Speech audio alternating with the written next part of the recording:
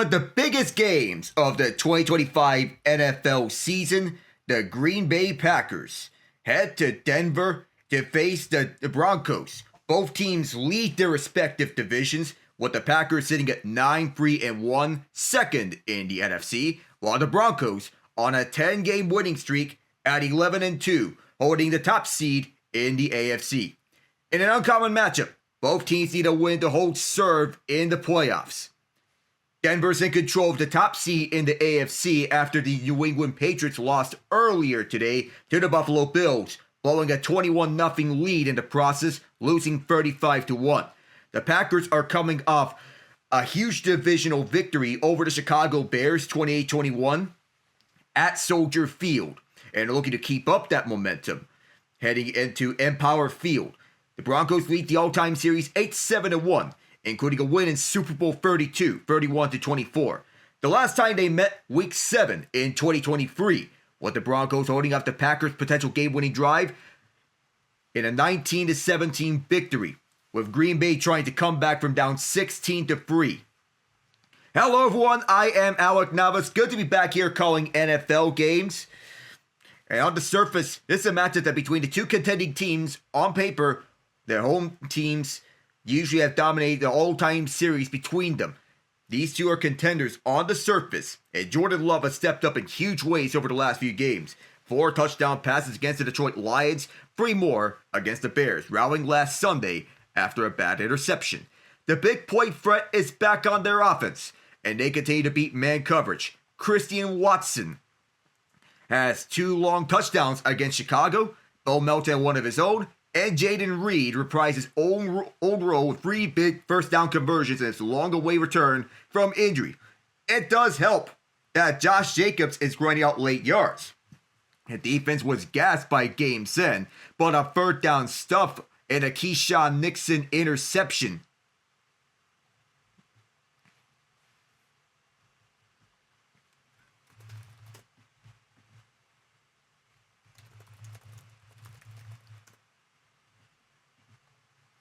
And just now, we are getting word that Kansas City Chiefs, for the first time since 2014, are eliminated from the playoffs, and they're dropping to 6-8.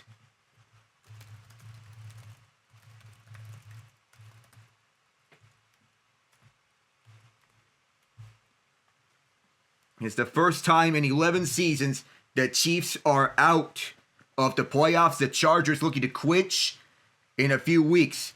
The Broncos, however, they secured a key tiebreaker on the Patriots by sweeping the Raiders, earning a common opponent's edge, giving to the top seed in the AFC in a fight that will go down to the wire. So it gives them a common opponent's advantage. Bo Nix led a very efficient offensive attack, with Denver scoring the first opening drive touchdown since Week 2 and not letting go. There wasn't anything mind-blowing about their performance, but they did what was expected from a strong Broncos team against a Raiders team that is already eliminated from playoff contention, with a late field goal making the final score look closer than the game actually went. This coming game for Denver, along with the final 3, are a real test. So here, on the way here, for the Packers, as we get to the keys, the Broncos defense plays single high safety, the 6th highest rate in the NFL, at about 55%. Jordan Love is first in EPA per dropback against single high coverage, and is also first in total EPA against single high, and 6th in pass and success rate against single high among 39 qualified QBs. With that in mind, Denver plays man coverage at the highest rate in the NFL. Love ranks first in EPA per dropback, 2nd in total EPA, 3rd in success rate, and 2nd in total touchdown passes. He can beat this type of coverage, and the return of Christian Watson and Jaden Reed should continue to give the Packers some answers against man. But this is the biggest test Green Bay will go up against among NFL defenses. The line of scrimmage is going to be a heavy focal point. One specific thing to watch is which team will win the sack battle. Both Green Bay and Denver are 2 of 4 teams to allow fewer than 20 sacks on the season. However, the Broncos are plus 38 in sack differential on the season, which is the highest in the entire NFL. The Packers, on the other hand, are plus 15. The Broncos have created 55 sacks, the most in the NFL, while allowing 17, tied for first. The Packers have created 33 sacks, while allowing 18 sacks of their own, which is fourth in the NFL. So those are two big things to watch in terms of offensive lines and the front seven.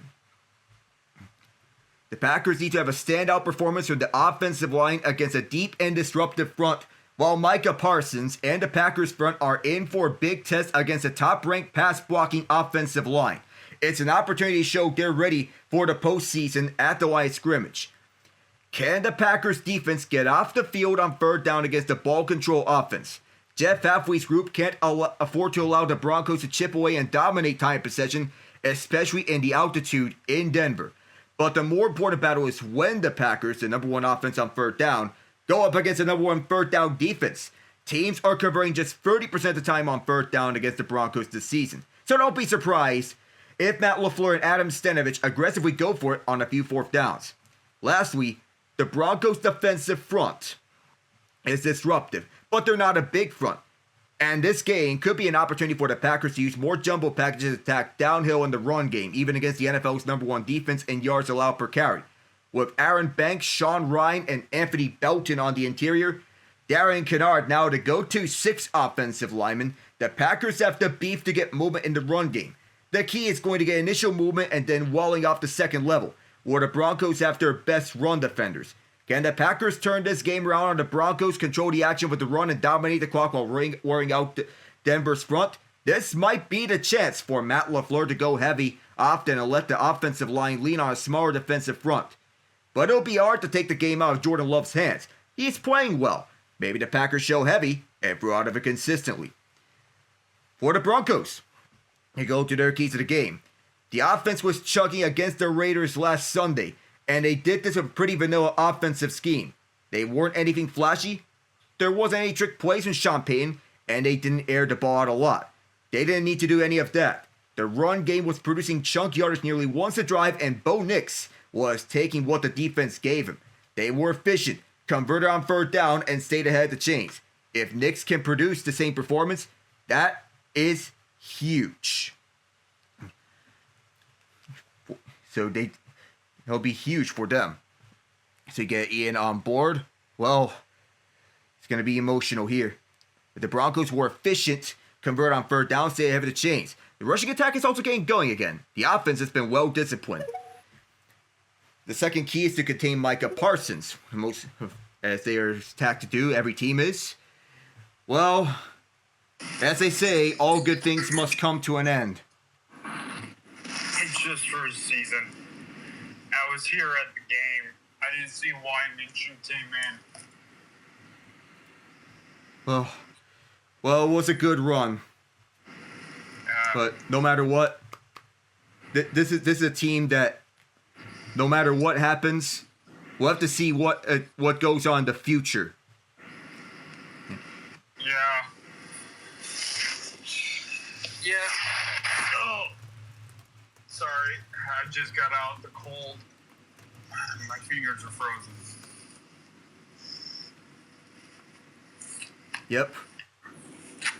So now this game that we're previewing between the Broncos and the Packers, of course, Micah Parsons is going to be a focal point in that Packer defense. And even though the Packers don't have as many sacks as the Broncos do, the Packers can generate pressure even without getting to the quarterback. And even though Mike McGlinchey is good to go, the Broncos will be put to the test anyway. Parsons can line up anywhere on the front seven. It will behoove the Broncos not trying to double team him, especially if he targets some of the more inexperienced guys like Luke Wattenberg or Alex Palshevsky. They'll need to find a way to keep Nix from feeling pressure inside. The problem is Parsons is very good at destroying double teams. Accounting for Parsons is a must, but that opens things up for Rashawn Gary or Kingsley Enagbare. The Packers front seven and the Broncos front seven, they're as good as each other. The Broncos O-line can keep Nix from the pressure. Denver should move the ball. The third key is to force turnovers. One way to stop a high-powered offense is to force mistakes. The Packers love to hit deep shots that keep the offense explosive and keeps the defense on their heels and afraid of the next attack. If Jordan Love wants to air it out, it's up to the secondary to make the play. It's going to be a big game for Riley Moss as he'll be targeted a lot. If the Packers want to get the run game going, the Broncos front seven should answer to stop Josh Jacobs in his tracks. Last week is to continue to hit Jordan Love. The Packers continue to hit deep shots is keeping the... Another way to keep the Packers from hitting deep shots is to keep the pressure on him and make him uncomfortable in the pocket. The big way the Commanders and Raiders got the offense going was they got the ball out as quickly as possible. Love and the Packers should keep this going, but he's going to do everything he can to hit his first or second read, because if he has a double clutch, then there's a high chance he's getting hit. Denver's secondary will have to hold up because Green Bay's offensive line is allowing 1.4 sacks per game, fourth best in the league. It's a big test for guys like Nick Bonito, Jonathan Cooper, and the rest of the front seven. Now going on to our starting lines, we begin with the Green Bay Packers. Jordan Love's under center. Josh Jacobs is the running back. The outside receivers are Christian Watson and Romeo Doubs. The slot receiver is Jaden Reed. Luke Musgrave is the tight end. Offensive line from left to right is Rasheed Walker, Aaron Banks, Sean Ryan, Anthony Belton, and Zach Tom. The defense has Carl Brooks and Colby Wooden up front, Rashawn Gary and Micah Parsons on the edges. Linebackers are Edgerrin Cooper and Quay Walker. The outside corners are Keyshawn Nixon and Carrington Valentine, and the slot corner is Javon Bullard. The deep safeties are Xavier McKinney and Evan Williams. The kicker is Brandon McManus. The punter is Daniel Whelan. The long snapper is Matt Orzech. The return men are Bo Melton and Romeo Doubs. The Broncos starting offense has Bo Nix under center, RJ Harvey at running back. The outside receivers are Courtland Sutton and Troy Franklin. The slot receiver is Marvin Mims Jr. in the absence of Pat Bryant. The tight end is Adam Troutman. The offensive line from left to right, Garrett Bowles, Alex Palshevsky, Luke Wattenberg, Quinn Miners, and Mike McGlinchey. The defense begins with Zach Allen and John Franklin Myers up front, Jonathan Cooper and Nick Bonito on the edges, Dre Greenlaw and Alex Singleton as the inside linebackers. Pat Surtain and Riley Moss are the outside corners. Jaquan McMillan is the slot corner. Talanoa Hufanga and Brandon Jones are the deep safeties. Will Lutz the kicker, Jeremy Croshaw the punter, Mitchell Fraboni is the long snapper. The returnmen are Marvin Mims Jr. and Riley Moss. Bonito enters this game tied for the third most sacks in the NFL with Parsons. And this is going to be an interesting matchup between Parsons and Bonito, knowing that these two are premier edge rushers. So as the Packers, they were coming on the field for warm-ups, Rashawn Gary, Kingsley Enagbare. There was a brawl at warm-ups. So this is going to be an interesting tale, knowing that this fight took place between Enagbare and one of the Broncos players. Dondrea Tillman was in there to break it up. The Packers won the toss and they will defer. McManus, the former Broncos kicker, is going to kick it off to the Broncos return men Mims and Moss. Here we go. This is going to be returned from the free. From the far side, I believe. Can't get a number on it, but he is tackled near the 30-yard line. I believe that is who I think. I can't get a number on this still. That looks to be Tyler Beatty, the third running back on this team.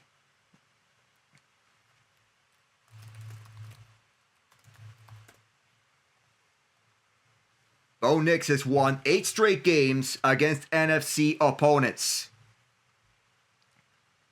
RJ Harvey, the rookie running back, is in the I formation. He'll get the rock and take this 2 yards.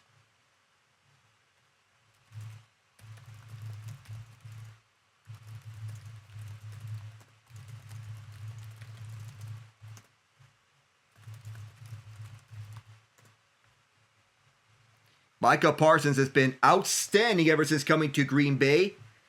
However, he's going up against a Broncos offensive line that's allowed 17 sacks, tied for the least amount of sacks allowed. Harvey again. He'll take this from shotgun this time. He is close to a first down.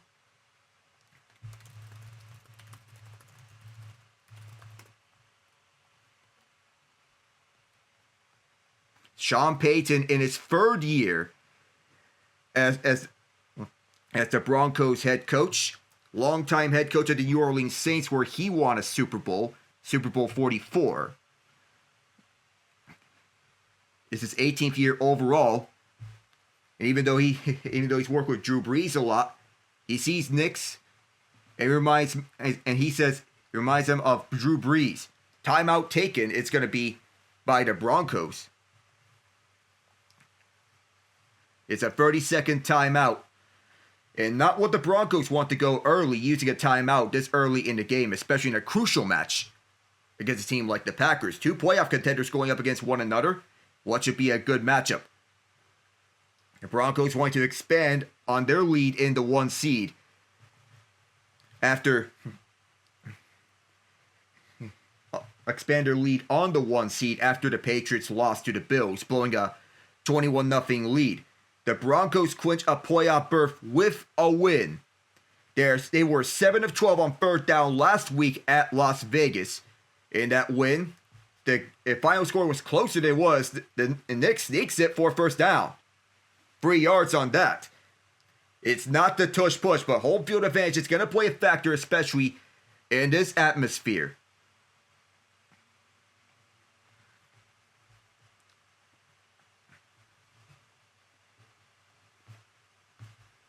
They're going to catch the Packers defensive line on a slow start, take it and run with it. So, and to answer, Cam and Cheese 1, is it on yet? Yes, the game is on. As here's Nix dropping back from under center, pass caught, and for 5 yards, that is Mims, who is taking on the role that Pat Bryant had. Bryant, the rookie wide receiver, third on the team among wide receivers in receiving yards. Nix has continued to establish his connection with Troy Franklin. The two of them were teammates at the University of Oregon.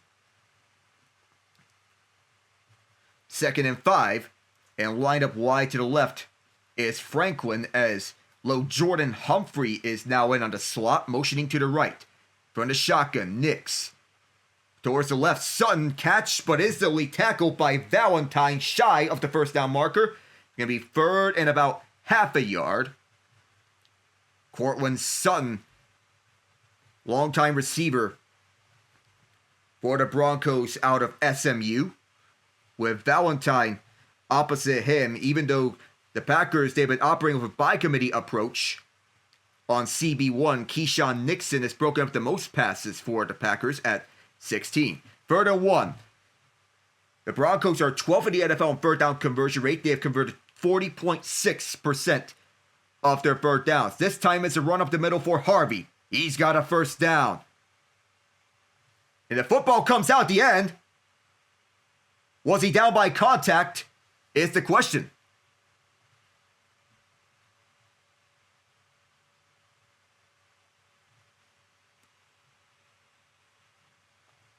The officials are having a conference right now over this as Brad Rogers, our referee, huddled up with his crew.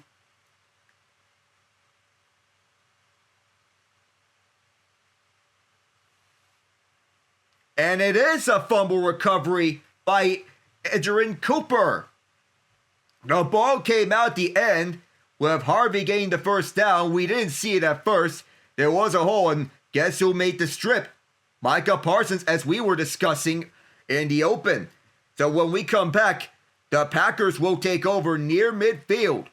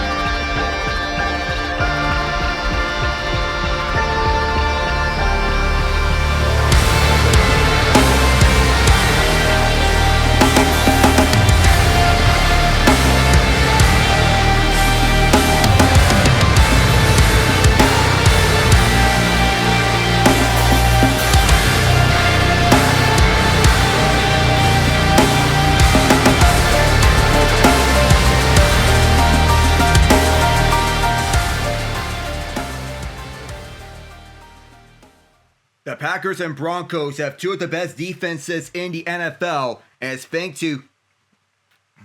thanks to their premier edge rushers, Micah Parsons for the Packers, Nick Bonito for the Broncos. It's not just Bonito for the Broncos in which they thrive.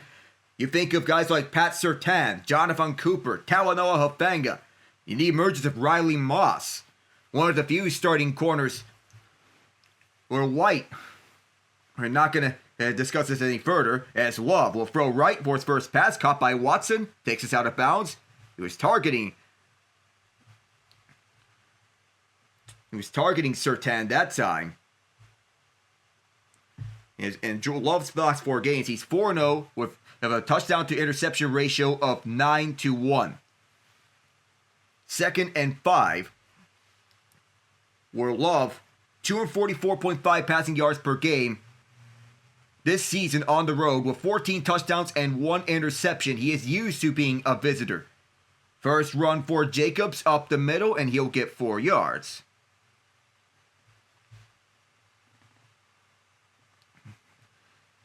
On man coverage, the Broncos were on man coverage on 33.2% of their plays, which is the 3rd highest rate in the NFL. But Jordan Love knows how to play against man coverage. He has 16 passing touchdowns against man. So the Broncos, they are aggressive, a more aggressive variant of the Bears' defense of how they run man coverage. Very similar concepts between Vance Joseph and Dennis Allen. Last week, the Packers went 8-12 on 3rd down against the Bears. Another run up the middle. Jacobs is going to get stuffed. And the defense collapses right onto Jacobs. And that is the key-on-key matchup. Best 3rd down offense against best 3rd down defense. Who wins this one is the best 3rd down defense. At that time, Alex Singleton disrupts the gap that Jacobs was trying to run through. And because of that, it forces the Packers to go for it on 4th down. They were 10-12. They are 10-12 on 4th and short this season.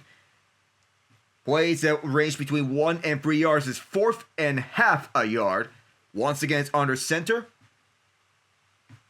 Get John Fitzpatrick, the 2nd tight end, onto the left. Roll out. Here's Love. Eyeing Fitzpatrick instead, going to take it himself. And he has the 1st down, beating out Hufanga. 1st down for Green Bay as Love on a design raw faked the handoff to Jacobs. That lane was getting closed out. And as Hufanga was trying to prevent Love from getting that 1st down, sliding to get it. 9:10 to go here in the 1st quarter. And we're in the early stages of this game. Ball at the Denver 42, left hash. Single back set once again. And our first penalty of this game is likely a false start. We'll get this call from Brad Rogers. And it's on Rasheed Walker, the left tackle out of Penn State. It's not easy taking over the spot left behind by David Bakhtiari, but Walker has lived up to being the starting left tackle for the Packers after Bakhtiari's departure. The blindside tackle for Love. Here he gets a little movement as Jaden Reed motions right around Love and behind him. Fake the handoff to him. Here's Reed on the outside. The Broncos limit him to a yard. Tackle out of bounds by Moss. And a good job by this defense on holding serve.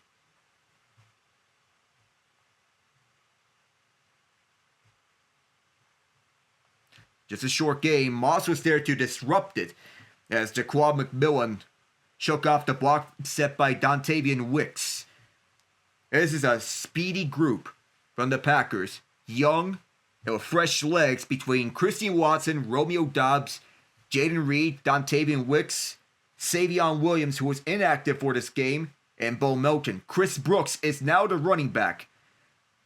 See his position to the right. Love looks. Throws towards the left. Wide open is Reed. Jumps up front trying to get the 1st down. We'll have to see where they spot the ball. It's a gain of 13, so he's going to be marked a yard shy. But do remember that Kier Strong Jr., who was ruled an inactive for this game, was elevated just in case Jacobs couldn't go.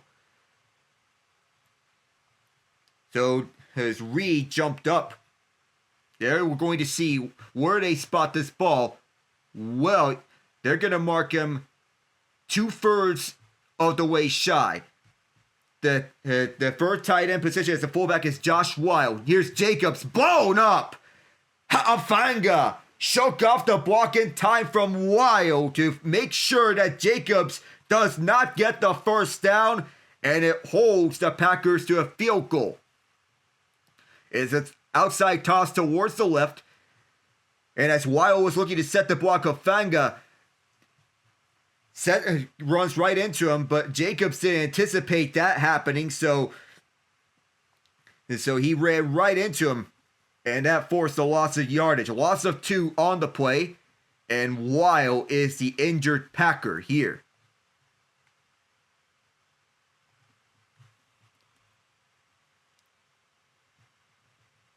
So we'll step away.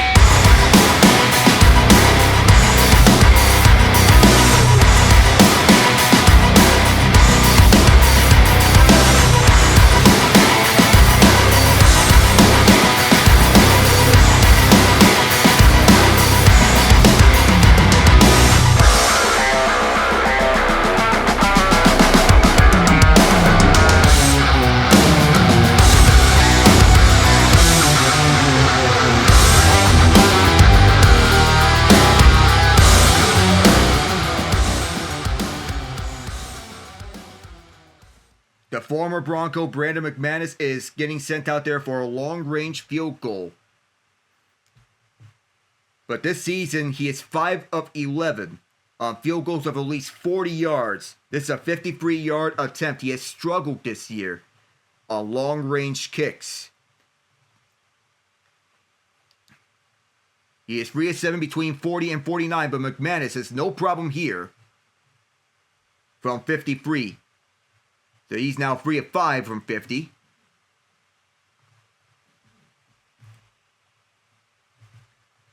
So the Packers score the first points.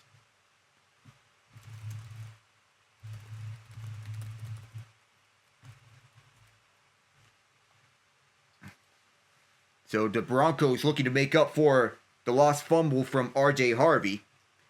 And Micah Parsons, he's one of the best edge rushers in the league.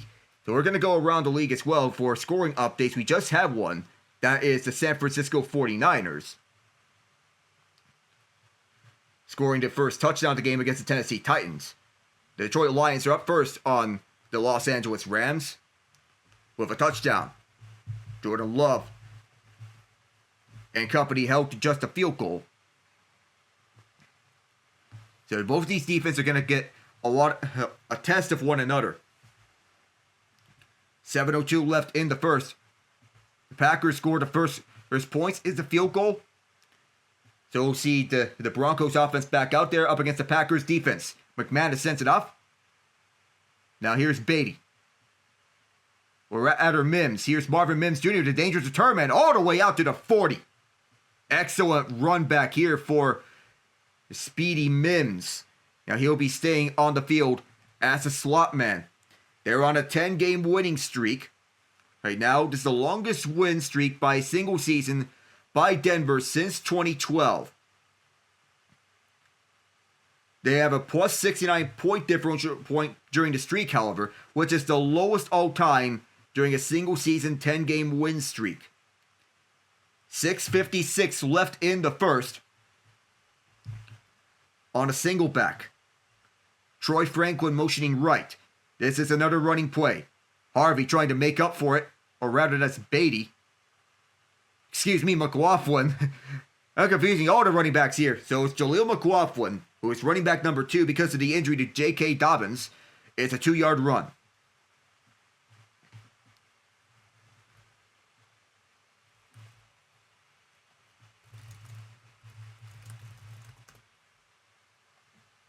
Second and 8. Right after that 2-yard run at the middle from McLaughlin, all the way out on the motion is Franklin. The Oregon connection connecting once again here. 3 yards, short yardage for the Broncos.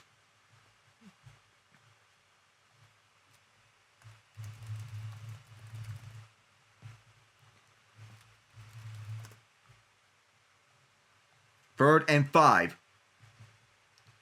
With 6 minutes left. There's a mix of fan allegiance here at Mile High Stadium, or Empower Field, however you want to name it. The Broncos have the only third down conversion. The other third down in which they ran up the middle, that was fumbled away.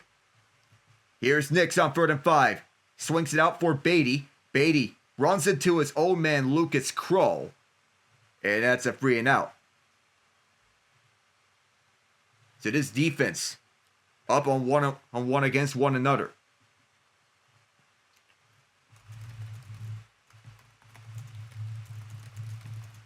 The D-line has 5 guys coming over the screen to blow it up. With Tyler Beatty running into his own man, that forced him to run into Lucas Krull, the third tight end. Jeremy Crawshaw punting for the 63rd time this season. The Broncos lead the league in punts.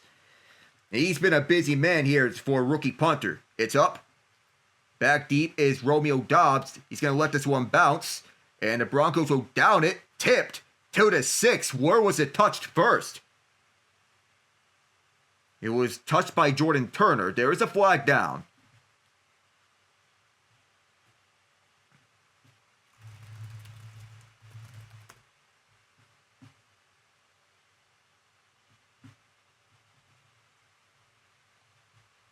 Flag gets over the 50-yard line. Justin Sternad, however, is down.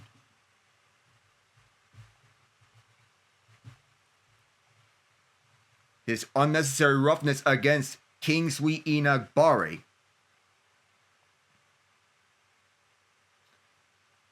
And the penalty for unnecessarily hitting Jeremy Crawshaw after the matter of fact.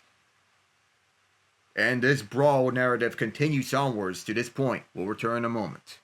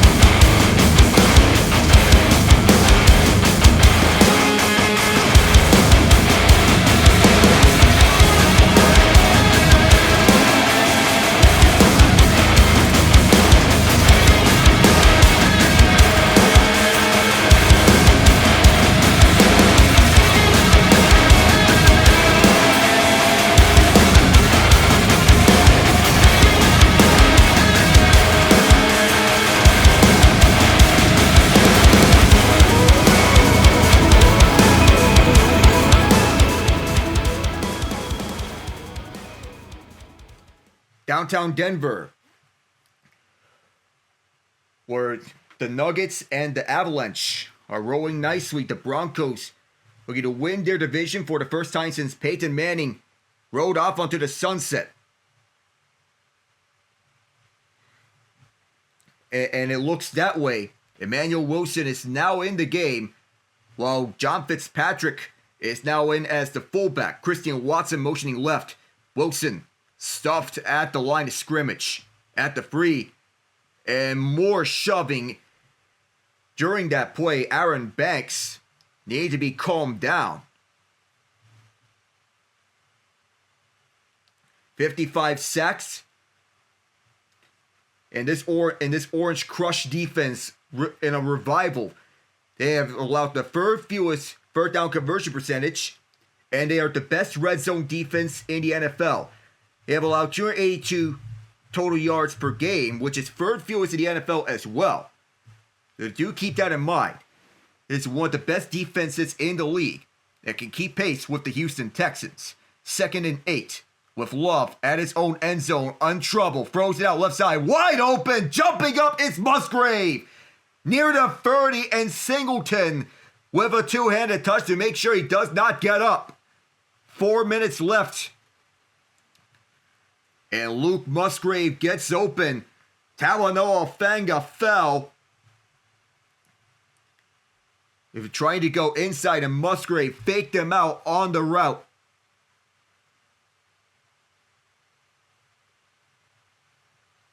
That's the 33rd play of 20-plus yards allowed this season, tied for the second fewest in the NFL.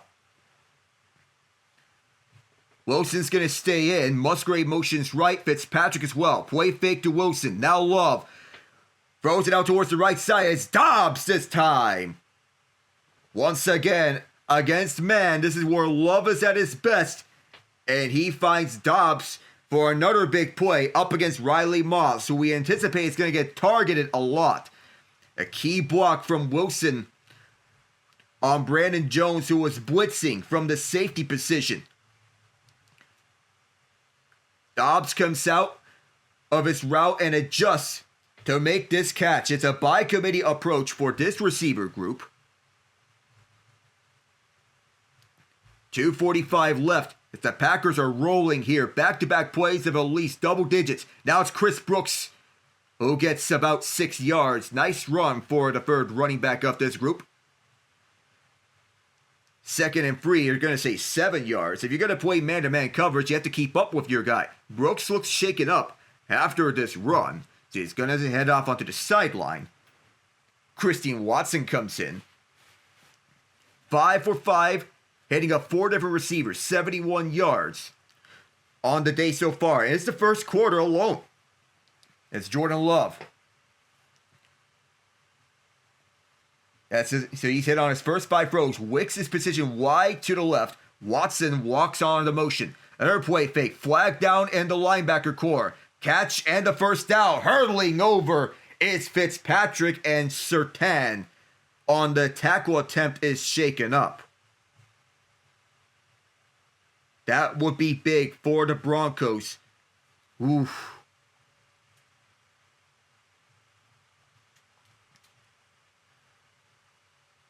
It's an offside penalty. That's against John Franklin Myers. The penalty is declined. They're going to check in on Sutton. He missed 3 games earlier this season. But the Broncos defense is picked up in his absence. Oof. I don't know what exactly hurt. I think it was knee-to-head collision as Fitzpatrick was going over. So go to break once again.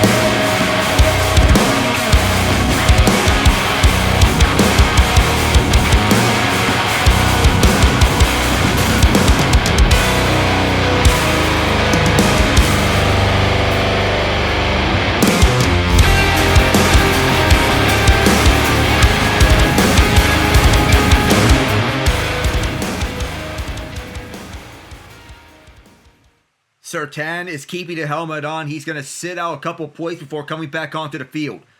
First down, Packers passing it. Love through the middle, wide open. Near the 15 and losing his footing is Matthew Golden at the 13. So as I mentioned about receivers, Golden is in that conversation. The first round wide receiver drafted by the Packers since 2002. The rookie out of Texas. Coming in to step in as we have an update from LA. The Rams tie the game on a touchdown as Golden, right for the middle, gets into open space on a deep in route. Sutton is back on the field after sitting out that play. He is lined up opposite Riley Moss. Love throwing it again, finding another open receiver. And at the 5, it is Dobbs, who is down at the 4. But we'll check the penalty. With 59 seconds left. And it's on a slant route this time.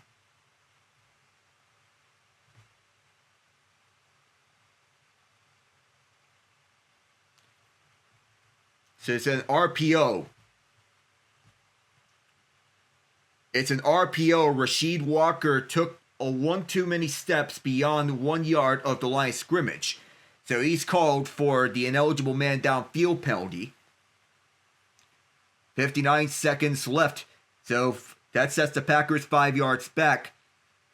But still first down. They're going to replay it. In this opening quarter, the Packers have took over on offense, even though they haven't scored a touchdown. Trips right, one left. On the shotgun, which is Wilson to the left of Love, who's going to throw it.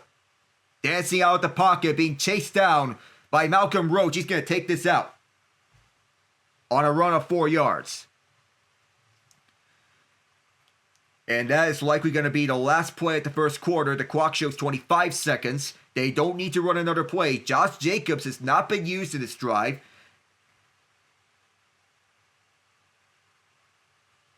And because of the injury that he has been dealing with, he is put on the equivalent of a pitch count. So he's going to be put on a snap count. The Packers don't need to run another play. And they're going to take this to the second quarter. They lead it 3-0 after 15 minutes. The second quarter is coming up next with Jordan Love and the Packers in the red zone, looking to go up by 10.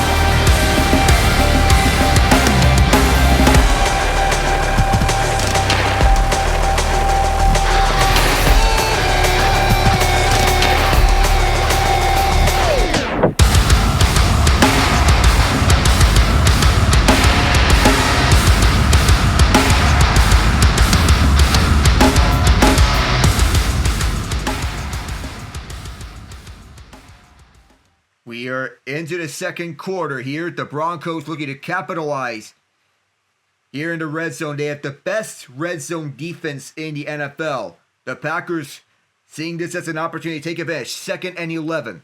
Now the Packers in their all-white uniforms going from right to left. Love with the Broncos rushing 4. Pass caught by Watson across the 10. Right around the 8-yard line.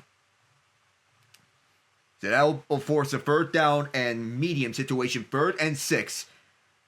The 49ers up 14-3 on the Titans right now. The Carolina Panthers are in the red zone up against the New Orleans Saints. Well, actually, they scored, so I was a little behind. ESPN was a little behind. The Packers have the second highest touchdown percentage in the NFL at 68.1%. And that's in the red zone. The Broncos allowing just 40% of 3rd down conversions, which is the best. Broncos fake the blitz, Love towards the right, and Moss breaks it up. Intended for Dobbs on the right side. Saved a touchdown. And the Packers are going to kick another field goal.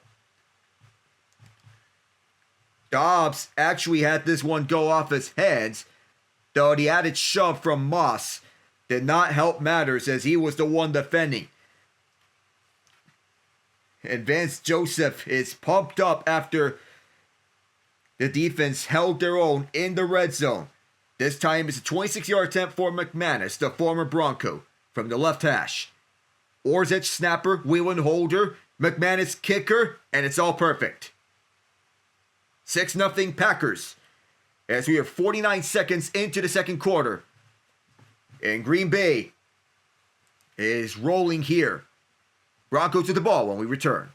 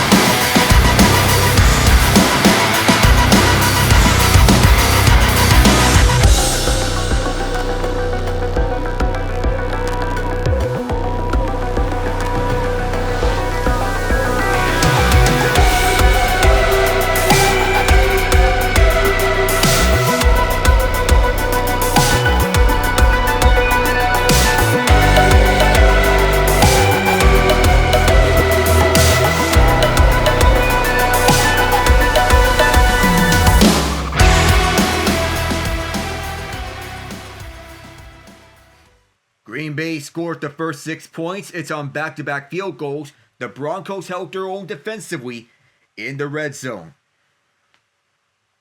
as they're limiting the Packers to just field goals here. One of the best defenses in the league, and they're the best in the red zone at taking care of business. McManus kicks it off. This will be returned at the far side at the 3-yard line. And setting up the block is Mims for Beatty, who returns this to the 30, where Nix and company will start. The Packers defense forced a free and out last time. They forced a fumble the first time around with Micah Parsons forcing that fumble on R.J. Harvey, the rookie running back out of UCF. Taking over in the absence of J.K. Dobbins, who came over from the Chargers, one AFC West team to another. This is the Walton Penner family ownership group that is watching from the press boxes. Purchase it from the Pat Bowlen Trust as Sutton motions all the way to the left. To left and to right. Two tight ends on the play, Kroll and Troutman. On the play, fake to Harvey. Here's Nix. Feeling the pressure, gets away, flag down, dumps it off left side to Harvey. Forced out by Cooper. 8 yards, past the line of scrimmage, but this likely is going to be a hold. That is Garrett Bowles, the left tackle, called for the hold. Long-time left tackle, and that's the Micah Parsons effect. Long-time left tackle out of Utah, and off the double team.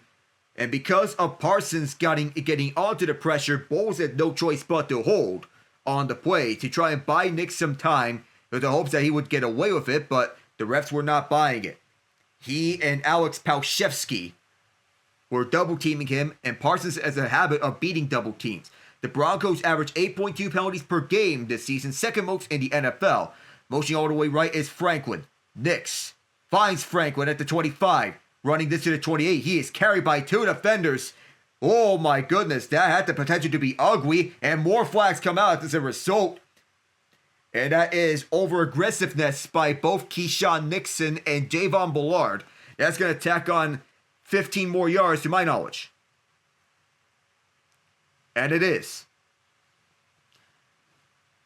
Javon Bullard is the one called for the unnecessary roughness penalty, as he and Nixon were carrying Franklin up and slammed him down. Come on, this is not WWE. And speaking of WWE, congratulations to John Cena on his retirement. It's unbelievable that we have John Cena retiring and My Hero Academia ending on the same day. Of course, Nix pointed that out of the unnecessary roughness. Bullard's going to sit for this sequence. That's the fourth penalty against Green Bay on this game. Adam Prentice motions towards the fullback spot where it's his next named position. Run outside, Harvey right, runs it out, 5 yards. 2 minutes into this second quarter, the Broncos trying to find rhythm. They got some momentum after that Bullard penalty. An unnecessary penalty. You got to keep your head cool. You cannot do anything like what happened there. They're going to say 4 yards as Harvey stays on the field. Sutton back on. And Harvey is the first rookie with at least 5 rushing touchdowns and 4 receiving touchdowns in a single season since Saquon Barkley in 2018. I set with Prentice once again, the fullback. Harvey, only 1 yard this time. It's going to be 3rd and 5. And Denver was trying to get the whole set up the middle between Palshevsky and Wattenberg. Harvey's going to sub out here. 3rd and 5 now. And this could be a shotgun play, given that Denver can run shotgun on 3rd downs. It is. Running backs to the left and right. They're 1 for 3 on 3rd down conversions. Packers showing blitz with Cooper and Walker up the middle. Now they fake the blitz. Here is Nix. Hits his man for 1st down. On the left side, that is Mr. 3rd down. Courtland Sutton, 6 yards. Needed 5, he got 6. Denver goes to him on key situations as Carrington Valentine was looking to guard the running back on the left.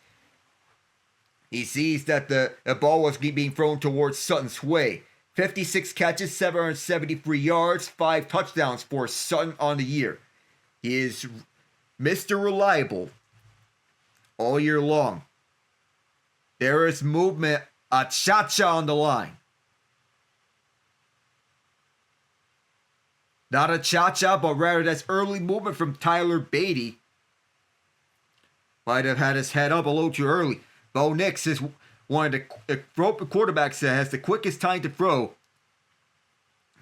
But Micah Parsons in time to sack gets himself off at a similar time in how much it takes Nix the time to throw on average. Around 2.2 seconds. Enoch Barre as the edge rusher on the right, opposite Mike McGlinchey, who is playing hurt.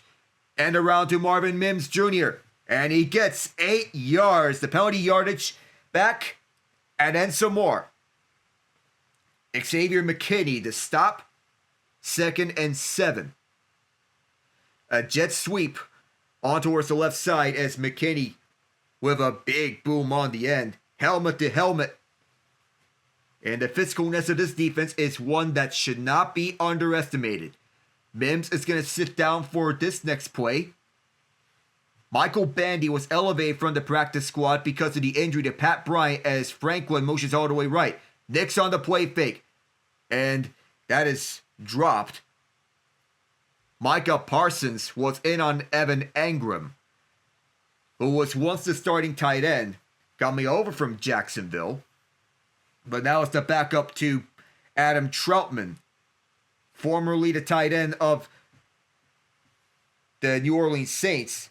And you get the feeling that there should have been a defensive hold called on Parsons because Engram tried to catch it with one hand. 2 for 4 the Broncos on 3rd down. They average 3 yards to go in this situation as Beatty motions towards the right. Now comes back to the right of Nix. Here is Nix on 3rd and 7. Throws a dart to the middle for Humphrey. Past the 30 and shy at the 25. Lil'Jordan Humphrey, another former New Orleans Saint. This time he picks up the 1st down. A great job of running the routes. And Beatty coming right inside to pick up the blitz. Buying Nix time to throw to Humphrey. With Kingsley Enoch Barre dropping back in coverage. And the zone defense leaving the wide open hole. 6 completions to 5 different receivers. Is Nix. Faking the handoff. Here is Nix. A block from Harvey. Nix is going to run it. He'll take it out of bounds, seeing nowhere to run. With Colby Wooden pursuing him.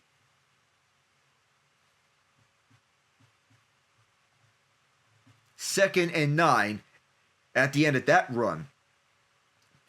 And the Packers 6-0 lead being put to the test here early in the 2nd quarter. We're approaching the halfway mark.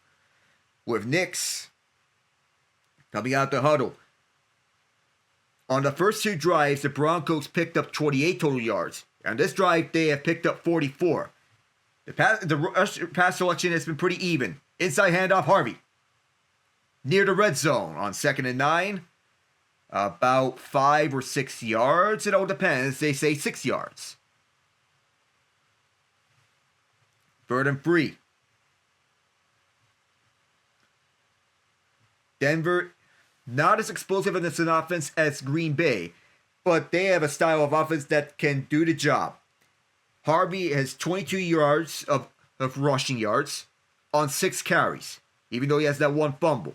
Parsons now lined up against Bowles, and the Broncos go hurry up right after the huddle as Nix throws it to a wide open man, and for the touchdown, Michael Bandy!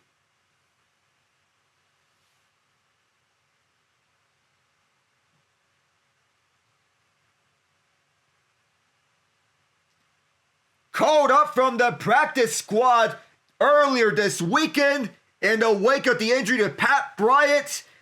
Next man up it is. Nix's ability to run is one in which the Broncos can take full advantage of on the curl route. Bandy finds himself a wide open distance. Off the curl, the extra point from Lutz is perfect. There are flags down after the matter of fact. And Bandy celebrating his first touchdown of the year on this possession.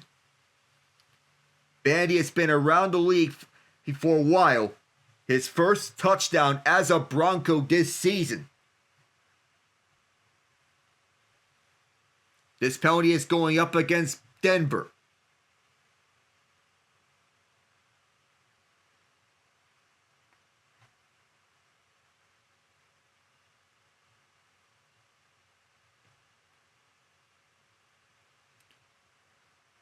That penalty is actually on Green Bay.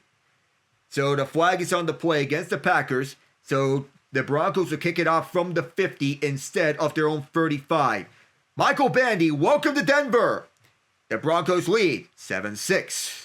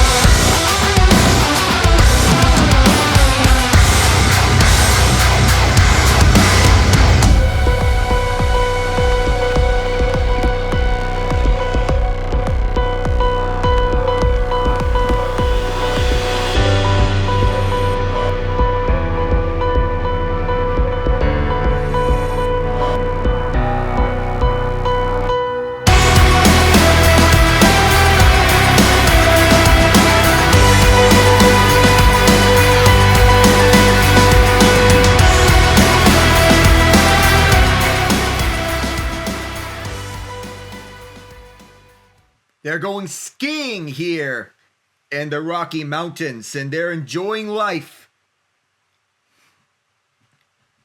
And even snowboarding as well. It's a way of life in the Rocky Mountains.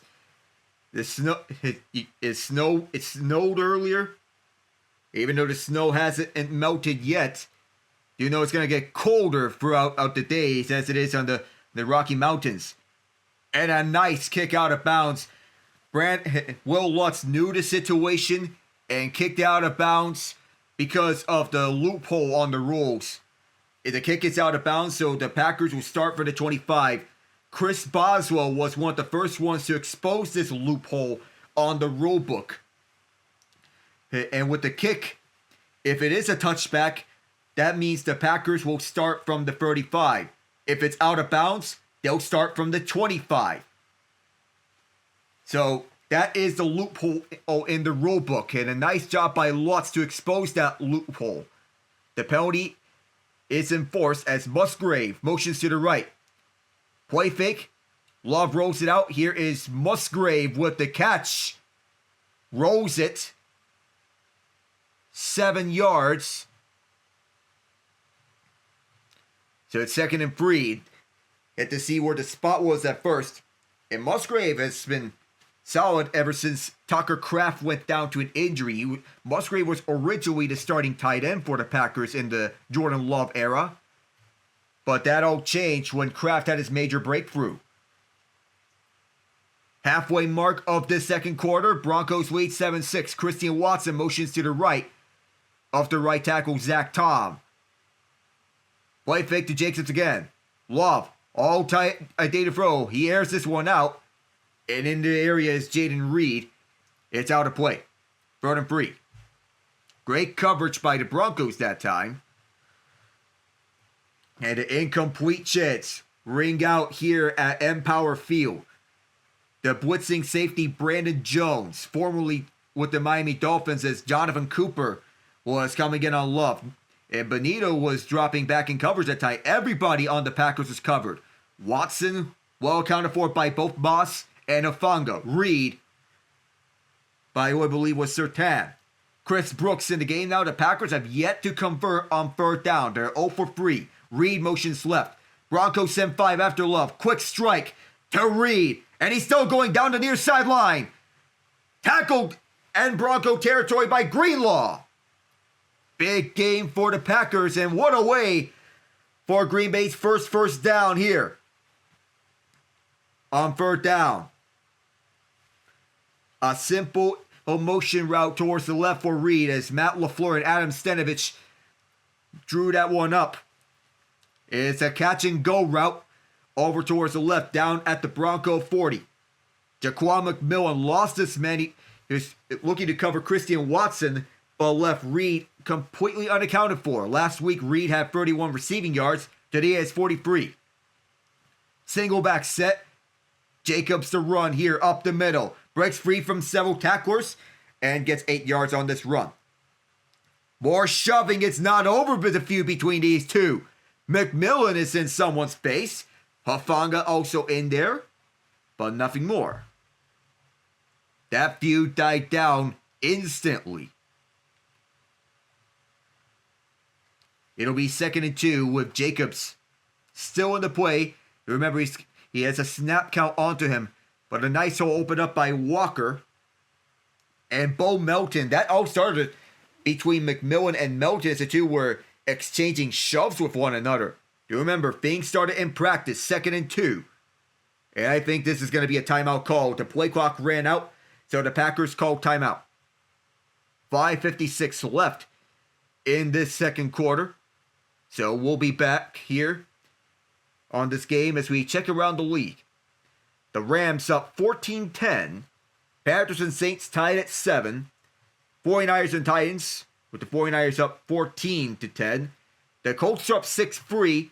And the major storyline from that game is Phillip Rivers playing NFL football for the first time in 5 years. So far, he is 5 of 11 for 42 yards. Suiting up in a Colts uniform. He runs a similar offense as to what Shane Steichen runs in college. He can wear number 17 because Daniel Jones is on the IR. 2nd and 2. Home teams have dominated this mini rivalry between the Packers and Broncos. And I say mini rivalry because they don't meet often. Total yards are 160-98 in favor of Green Bay. Up the middle again is Jacobs, breaking free. Wrapped up by his legs, down at the 20 by Greenlaw, and Jacobs will sit down. Or rather, he's staying in the game. He waves off the bench, staying in the game, saying he wants more. It's Luke Musgrave subbing out for John Fitzpatrick. The Rams clinch a playoff berth with a win. The Colts sweep the Seahawks 6-3. Then the Packers marching into the red zone, an area in which the Broncos defend well. Shotgun set for the Packers with 2 to the left and 2 running backs in the position. Nix throwing this towards Reed's way. He gets it. Sidesteps on Moss and gets the first down. Flag is out, however. So we're going to check the penalty first before we see anything more. 5:09 left in the second.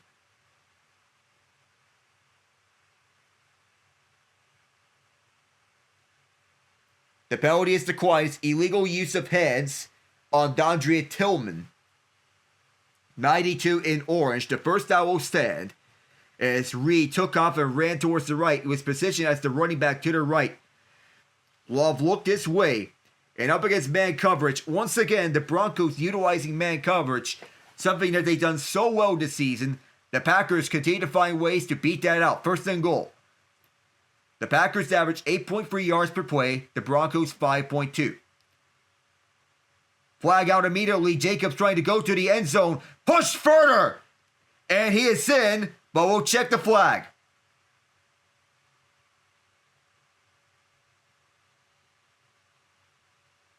And that was an outstanding run by Jacobs regardless of the result. We'll have to check it out. So wipe off that touchdown. It is still 1st and goal. It is an illegal shift. The penalty was going to be on Green Bay. It's an illegal shift on the Packers. So the Broncos knew that happened. You can't have 2 guys moving at the same time. Great call by the officials on the illegal shift. Crowd thundering here at Empower Field. On first and goal on an empty set. 2 left and 3 right.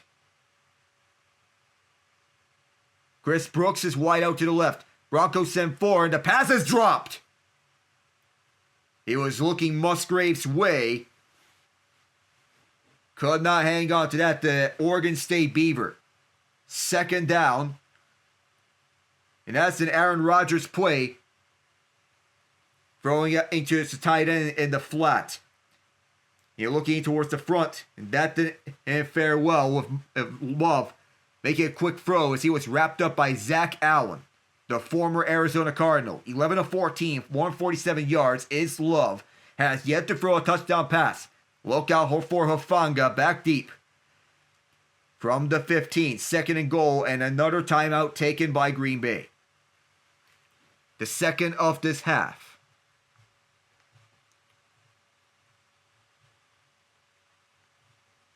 A little too much time to get the play calls in while on the road. 4:44 left in this first half. 7-6. Denver leading. The Packers obviously testing that. They thought they had a touchdown, but an illegal shift penalty by John Fitzpatrick wiped that out. Jordan Love threw 5 times on this drive. They ran twice. Both of those went for chunk gains. This drive has taken 330 plus. This time it's a shotgun set with 3 receivers left, 1 to the right. Broncos send 4 after Love. Pressured from his left. He gets away from it. Flag is down again. Spins away. Now throws to the end zone. Incomplete. And diving for it to try to intercept it was Sutton. The pass intended for Dobbs will check the penalty flag. But there were 3 guys right on Love. Rasheed Walker called for holding. The penalty declined. So it'll be 3rd and goal. In the same way in which we talk about Micah Parsons forcing offensive line to hold, this time it's Rasheed Walker holding Nick Benito, and Benito, his development has built nicely to where linemen could be forced to hold him as Love was off target to Dobbs in the end zone, almost intercepted by Sutton. Now it's 3rd and goal. Could be a screen, as Tony Romo was saying, but it's not. Love towards the end zone, and it is caught! Josh Jacobs! What an effort! Touchdown, Green Bay! Dre Greenlaw right in his face, doesn't matter! Josh Jacobs said, "Give me that!" Jumping up and keeping both feet down. Wow! He shows up all the talent that he has and tells him that you got mossed. He just mossed Dre Greenlaw right on the end zone as he backpedals, keeps both feet down. What an effort! And that was a play that you would expect from some of the best receivers in the league, but now we have an injury concern here. Zach Tom is down. 4:29 to go here in a second. While we address that, we'll step away.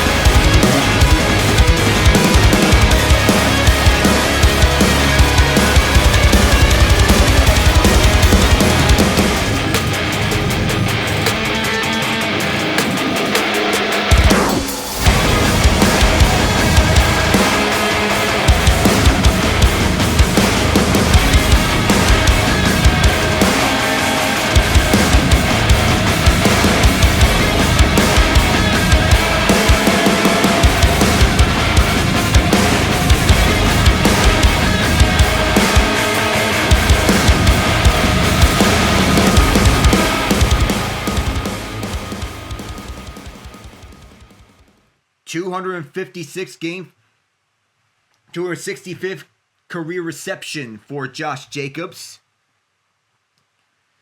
And that is the touchdown that got the Packers on top right now. They kicked the extra point, which is good. Right after the matter of fact, 4:29 to go here in the second quarter. And that holding call didn't matter in the end. And the Broncos declined that penalty off the incompletion, trying to take advantage of that. The Broncos are the only team to be undefeated at home this season. They're 6-0. See how they fare. To see how they fare on offense here. Likely to end off this half. See if they can get going up against this stout Green Bay defense. Two of the best teams in the NFL. Josh Jacobs high-fiving his teammates. And how wide Jacobs gets as Jaden Reed runs the in route. Jacobs goes on the corner right after it. Right on the linebacker Greenlaw. 4:29. And as though Jacobs has just one receiving touchdown in his career, that gets him his 13th touchdown on the season. And this one in the red zone, 4:29. Left and in this risky play call. But it paid off. On the return, this is Mims or Beatty. Back to the 28. 4:22. Right after that return, as the Broncos get set up, having to drive 72 yards, where they're going to start at the 28-yard line with Nix and company coming out. Santa's here. The holidays are coming soon. 13-7.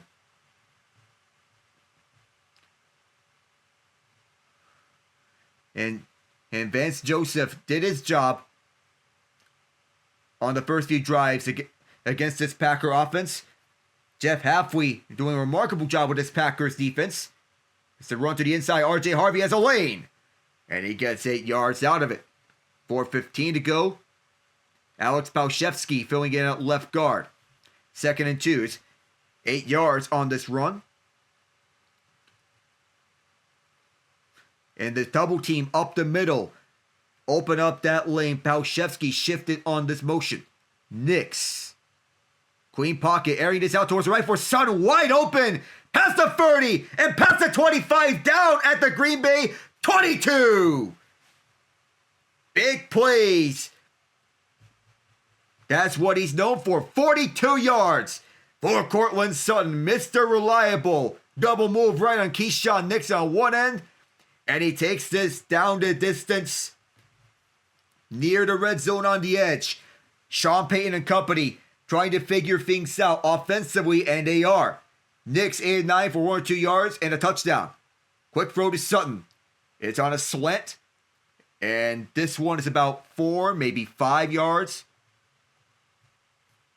2nd and 5. That has 5 yards on the catch by Sutton. Immediately brought down. And Bo Nix getting more comfortable throwing to his targets. Sutton and Troy Franklin.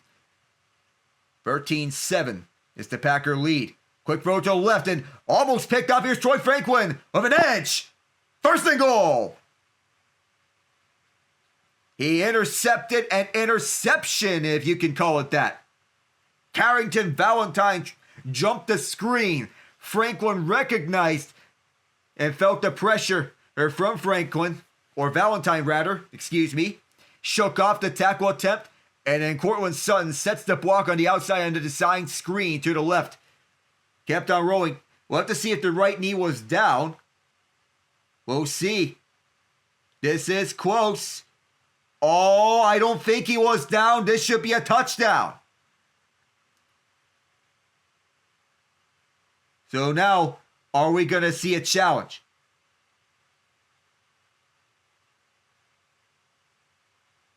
Well, no, they cannot challenge it. There's nothing they can do about it. Broncos fans are upset because the officials have ruled the play dead. The play is not reviewable, unfortunately. as much as it should be a touchdown. And that should have been one. His knee never touched the ground.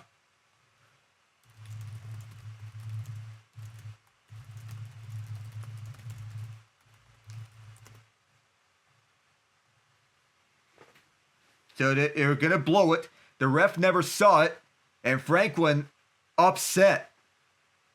So the timeout called with 2:11 left. Both teams have gone through it. And both teams are now with one timeout left. Adam Prentice, now the fullback. Heavy set with one wide receiver out. That's Sutton. Harvey, through the middle. At the 5. And he's pushed back by Cooper at the end. The 2nd and goal from the 5-yard line. And we're at the 2-minute warning. And it's a good game here brewing. We'll see how this goes when we return for the 2-minute warning.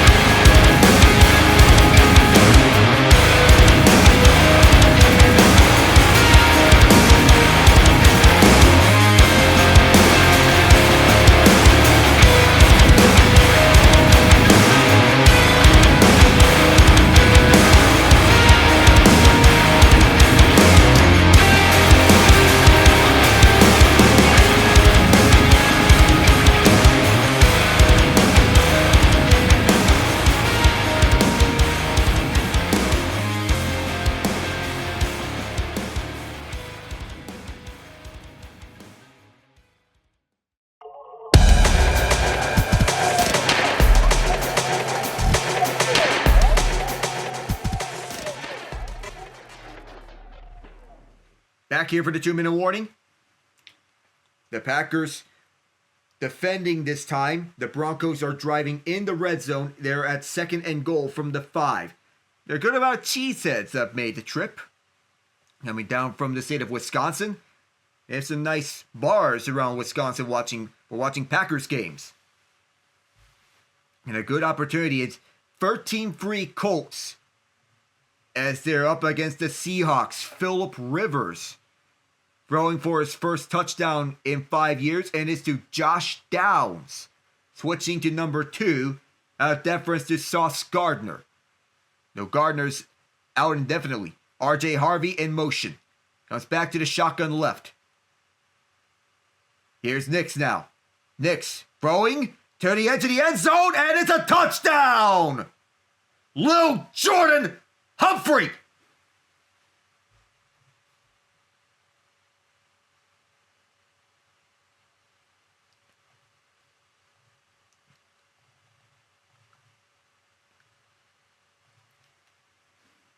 (6'4", 225).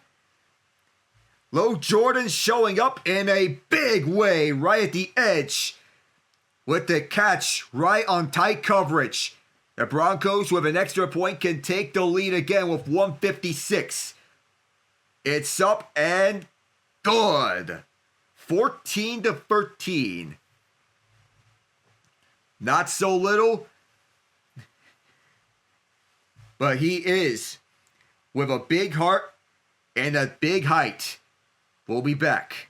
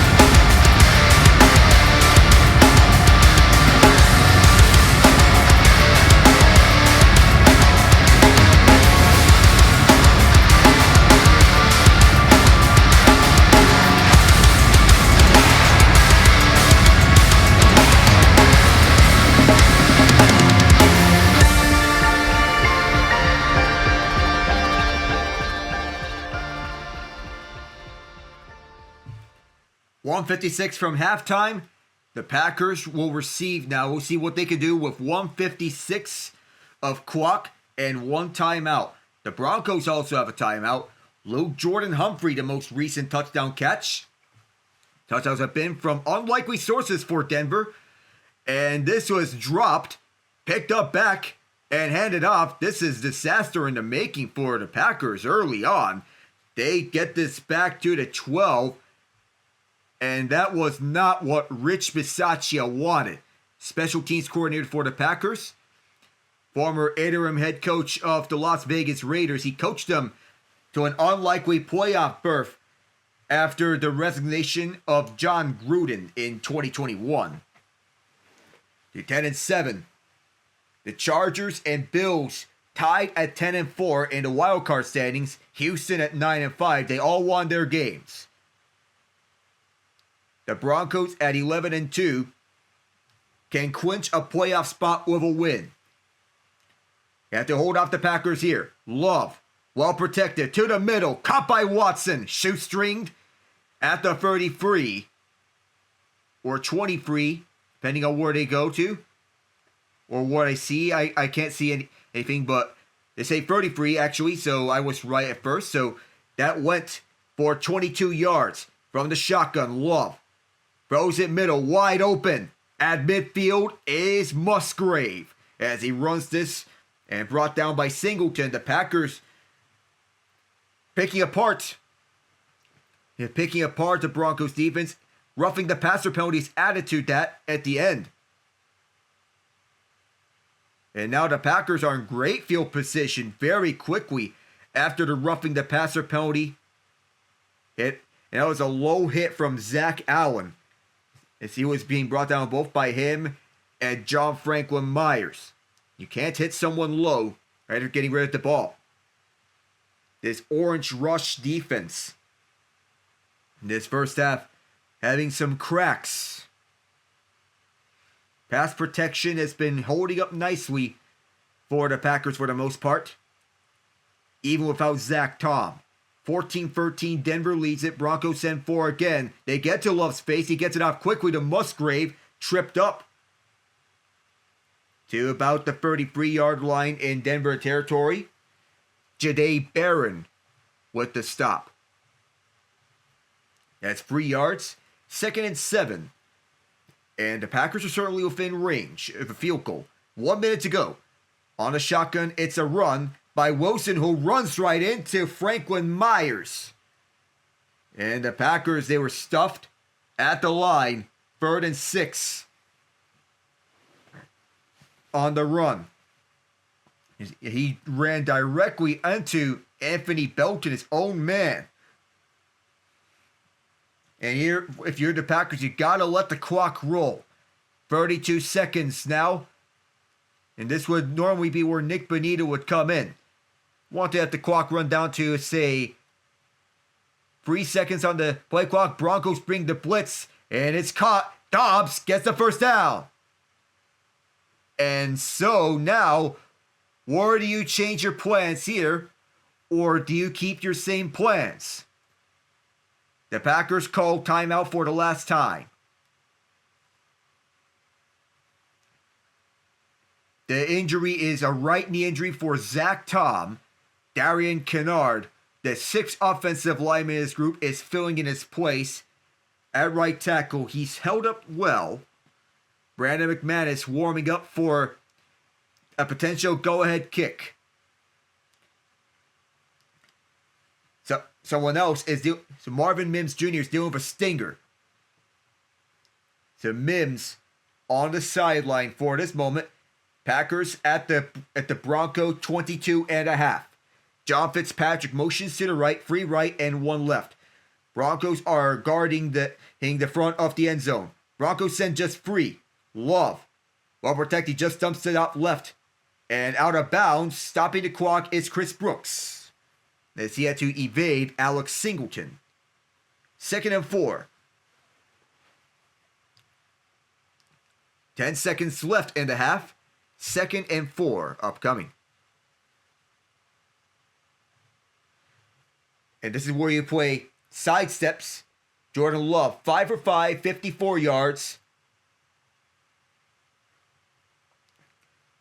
In this drive, they have passed it 5 times, rushing once. They have went 70 yards. It's been an effective drive, overcoming the bad kickoff return. Wicks all the way to the left in motion. Once again, the Broncos send free. Love to the end zone, airs this one out, and it's thrown away. With 5 seconds left, that's going to bring out McManus for the field goal try.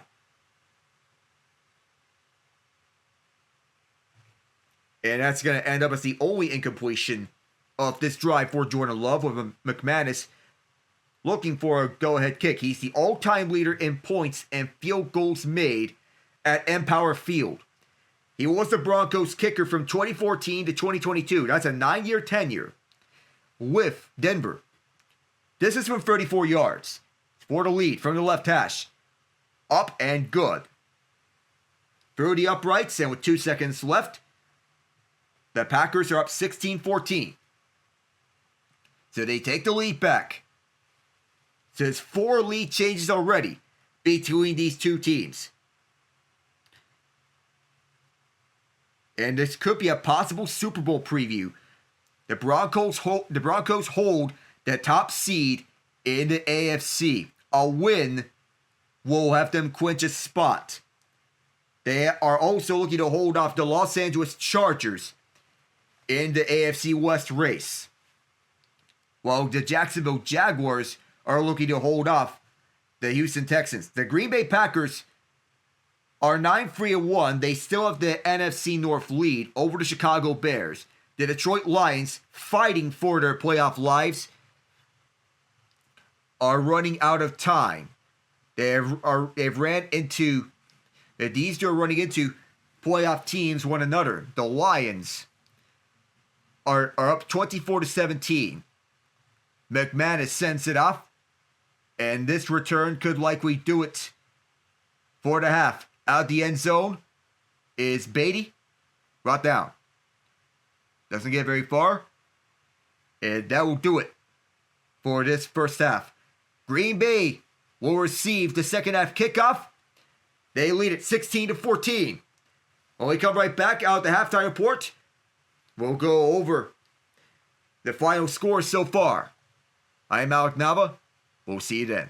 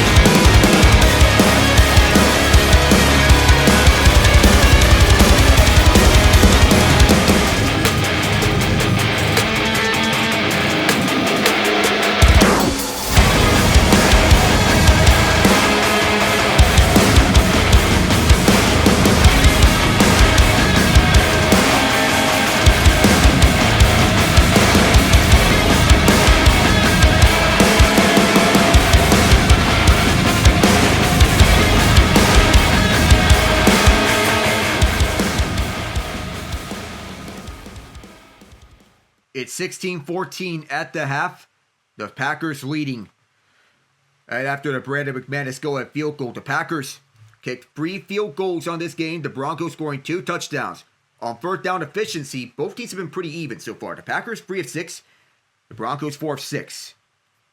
Total yards are 251 to 170 in favor of Green Bay. And yards per play 7.8 Green Bay. Denver 6.8. I'm Alec Nava, and welcome to the halftime report. And both quarterbacks have been efficient so far. Love 17-22 for 215 yards. Nix 11-12 for 122 yards. It's been a fireworks kind of a day here at Mile High.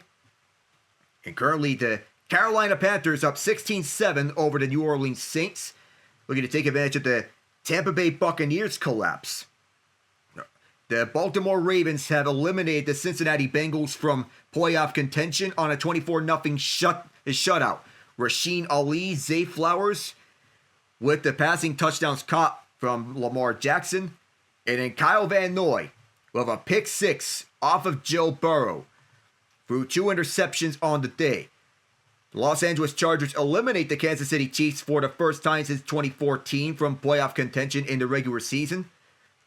Keandre Lambert-Smith with the lone touchdown for the Chargers. Mahomes at the 12-yard rush.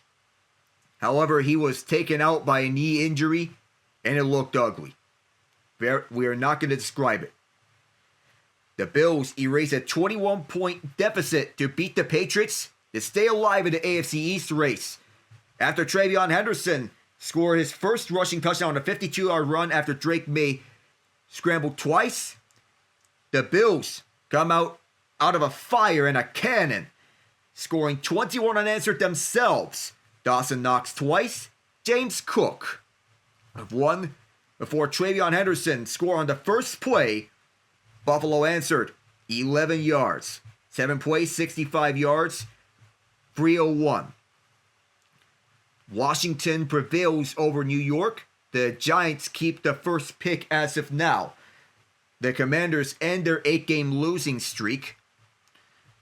Even though Wan'Dale Robinson tried to get the Giants back into action, but can't. The Philadelphia Eagles blanked the Las Vegas Raiders 31-0. Shutting them out, A.J. Brown, Dallas Goedert went off on career days. Goddard, 6 catches, 2 touchdowns on 70 yards. Saquon Barkley, 22 carries, 78 yards, and 1 touchdown.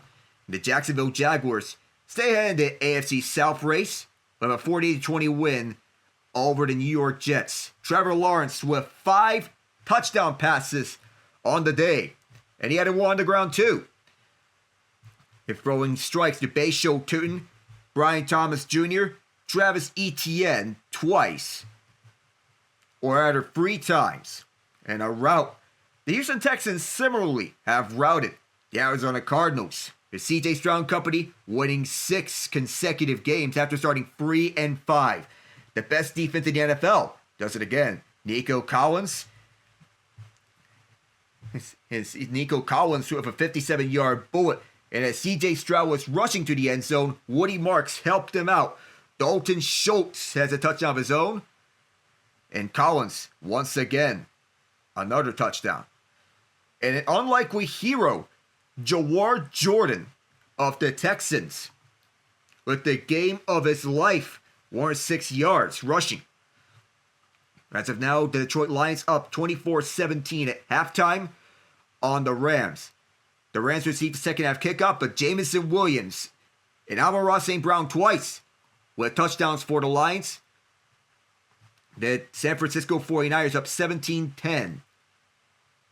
Right, as of right now, Christian McCaffrey gets the 49ers the lead. And the Colts up 13-6. The Panthers up 17-7. In the meantime, the latest touchdown going to Jalen Coker. After Rico Dowdle at the first touchdown of this game. When we come back, it'll be the second half. Here between the Packers and the Broncos. I'm Alec Nava. Stay tuned.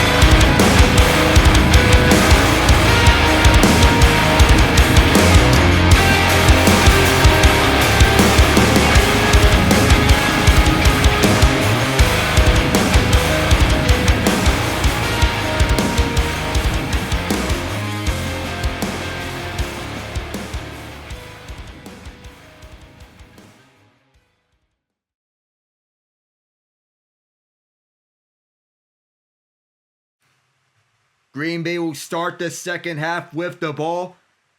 The Broncos and Packers keeping up with one another. When we thought this was going to be more of a defensive showdown, this is more of an offensive battle between these two quarterbacks. It's the most career passing yards that Jordan Love has ever had in a first half with 215. He is 17-22 with 1 touchdown. Bo Nix, his counterpart, 11-12 for 112 yards. These two quarterbacks have been efficient. This is returned from the 2-yard line by who I believe is 23. I can't get a number yet. Can't get who that is. That's Emmanuel Wilson. And well played by Devon Key. The 49ers have scored. As we're keeping up with the playoff race, Jawan Jennings on a 15-yard touchdown catch. The Broncos clinch a playoff berth with a win. That's all they need here. Carolina's up 17-7 right now. Green Bay's up 16-14. Luke Musgrave motions towards the left. Josh Jacobs on the play fake. Love airing this out deep. And double coverage overthrown. Christian Watson the target. 16-14. Still the lead as Love went for the big play. He loves going for big plays. No pun intended. Colts up 13-6. Still on the Seahawks. Seattle is driving right now. Among plays of at least 20 yards, the Packers have 3 of such. The Broncos, 2. So, on obvious passing downs, they can go for big plays. Wicks the man in motion left. Broncos blitz. Love gets it off quickly. And it's to the backup tight end, Fitzpatrick. 6 yards on the catch and run as he was going through. 3rd down and 4. 3rd and 4. So, and now Love and company, they're getting back onto the ball quickly on the hurry up, trying to catch the Broncos on a 12th man substitution. The Packers are 3 of 6. The Broncos pick up the 12th man substitution quickly. Shotgun set. 2 left and 2 right. Broncos send 4 this time. Love, pocket collapsing, throws this to Golden. Broken up by Moss. Uh-oh, there is a flag out. And he is in disbelief.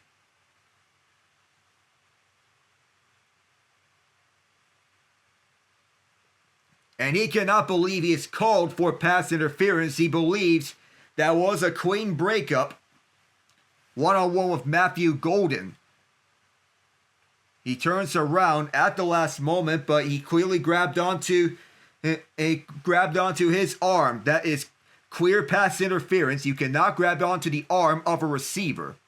And he is shaking his head. That's his 8th pass interference penalty, the most in the NFL. That puts the Packers at the Bronco 40. Bo Melton in the game. He can play both wide receiver and corner. Yes, Josh Jacobs gets the rock and runs for the first down and a lot more. Jacobs! And he's going to take off here! Goodbye! Touchdown Packers!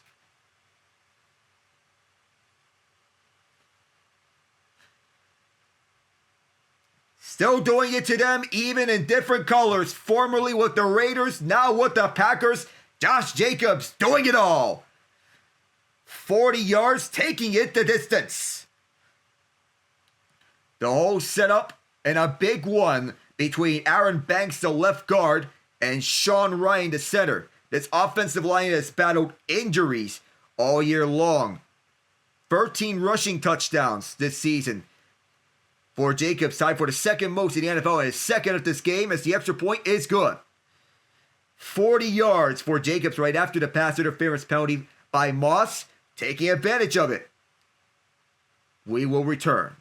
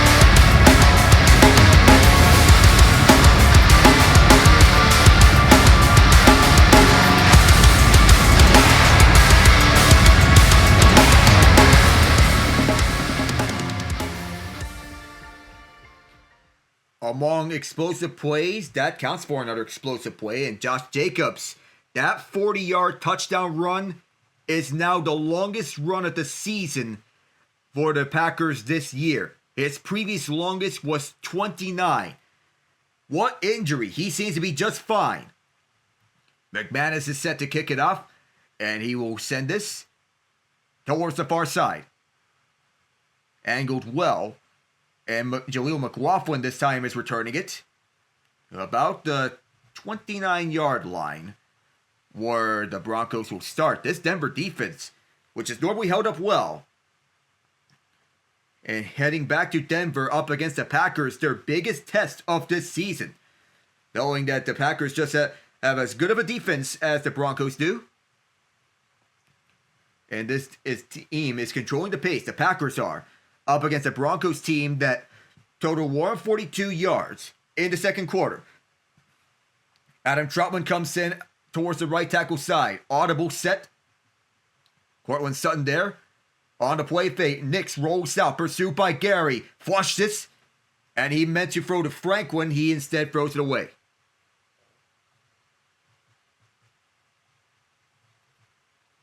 The communication at the left side to set up the run blocking lanes.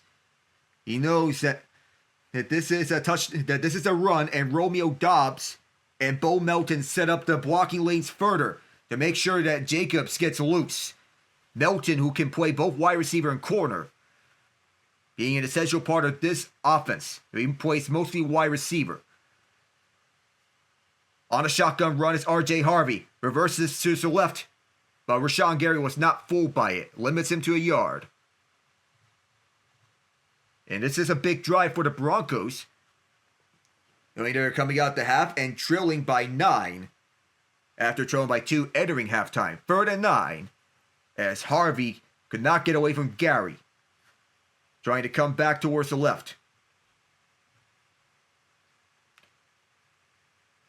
On 3rd down conversions, as we look at them, they're 4 for 6, averaging 3.7 yards to go. Lil'Jordan Humphrey motions left.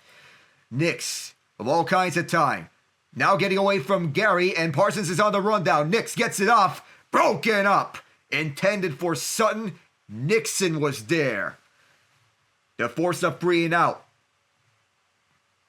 That is Nixon's 17th pass defense on the year. And that was an important drive as Sutton was moving in and out. Green Bay, they did an excellent job at defending everyone. Troy Franklin covered up, and Micah Parsons getting off of Luke Wattenberg, immediately going on a chase down right after Nix. And Jeremy Crawshaw right back out the punt. Seahawks have kicked the field goal, by the way.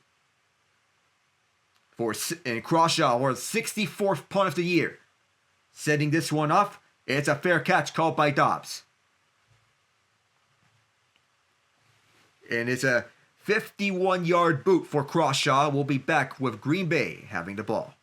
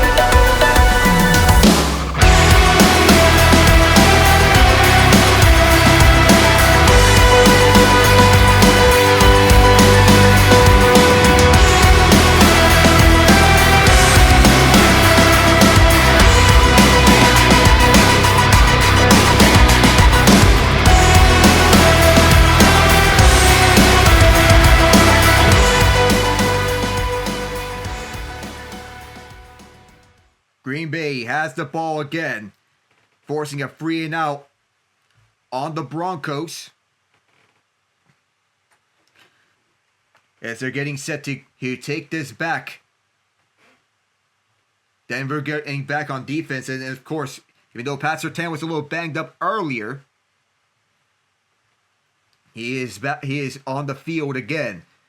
This is man coverage as per the design.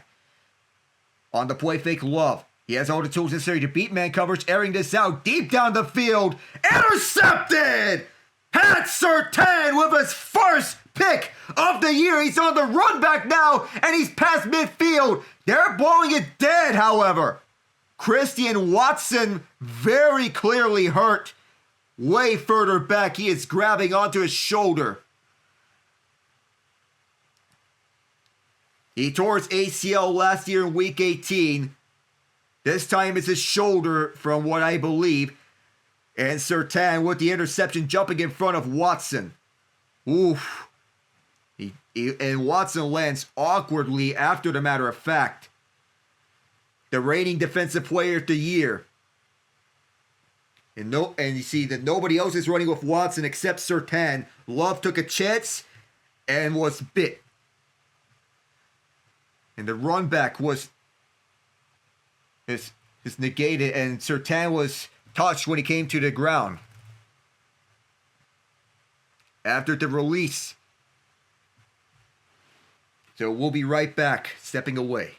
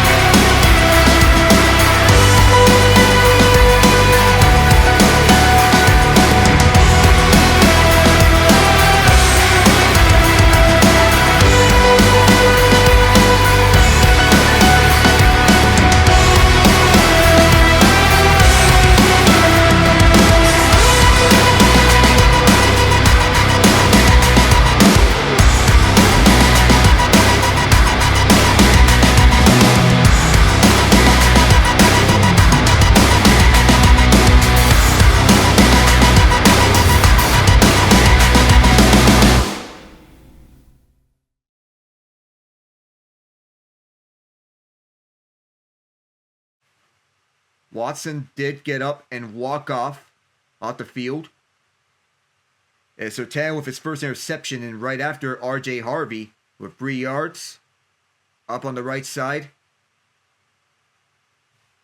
2nd and 7. This offense back out, and Jordan Love wanting to go over it. Pat Surtain with his first interception of the entire year. Jordan Love did not throw an interception on the road in a while. Watson is in the blue tent as of right now. Broncos going hurry up here at the 32. Nix chased by Parsons. Now Parsons gets blocked. Nix gets in front, gets it up on the run, caught by Humphrey, and he shakes off one tackle down to 45. shiftiness aplenty. And Bo Nix as he gets chased by Micah Parsons. With Garrett Bowles being beat out, Nix gets it off on time with the open read to Humphrey. One read is closed off. And as he looks for open space, he finds an open man, that being Humphrey. Nix, first read closed off, now chased by Enoch Barry. Bo Nix rolls, double pump. Franklin got away from it, and he is down past the 30. It looks like it was going to go out of bounds, but he kept his footing, and it's back-to-back first downs for the Broncos. Now Watson's walking off the field on his own power as Nix pump fakes and then gets this off to Franklin, who escapes Javon Bullard. Using the legs as Nix threw it to a tight window with Quay Walker and Bullard in sight. Nix now 13 of 16 for 162 yards. Here's the pitch to Harvey. RJ Harvey gets 2 yards as he is forced out by Xavier McKinney. On second down.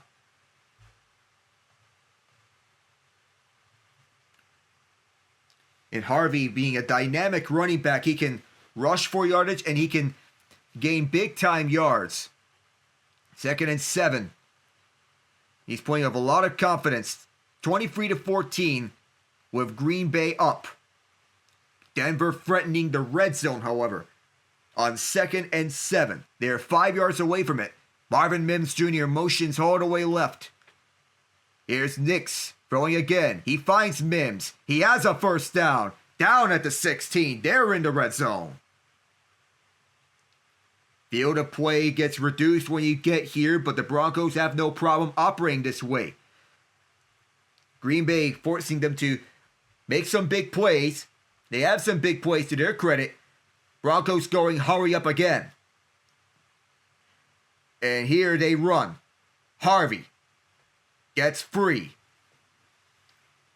Or rather 2. He cut once. And it's 2nd and 8. Evan Williams there.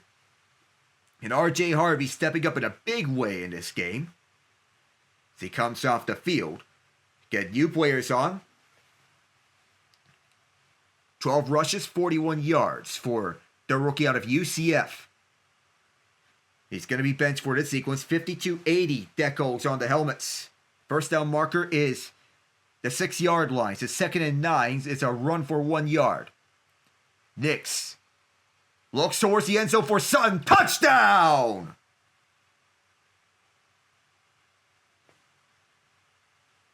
Mr. Reliable, Courtland Sutton, the third receiver that Nix has found for a touchdown today.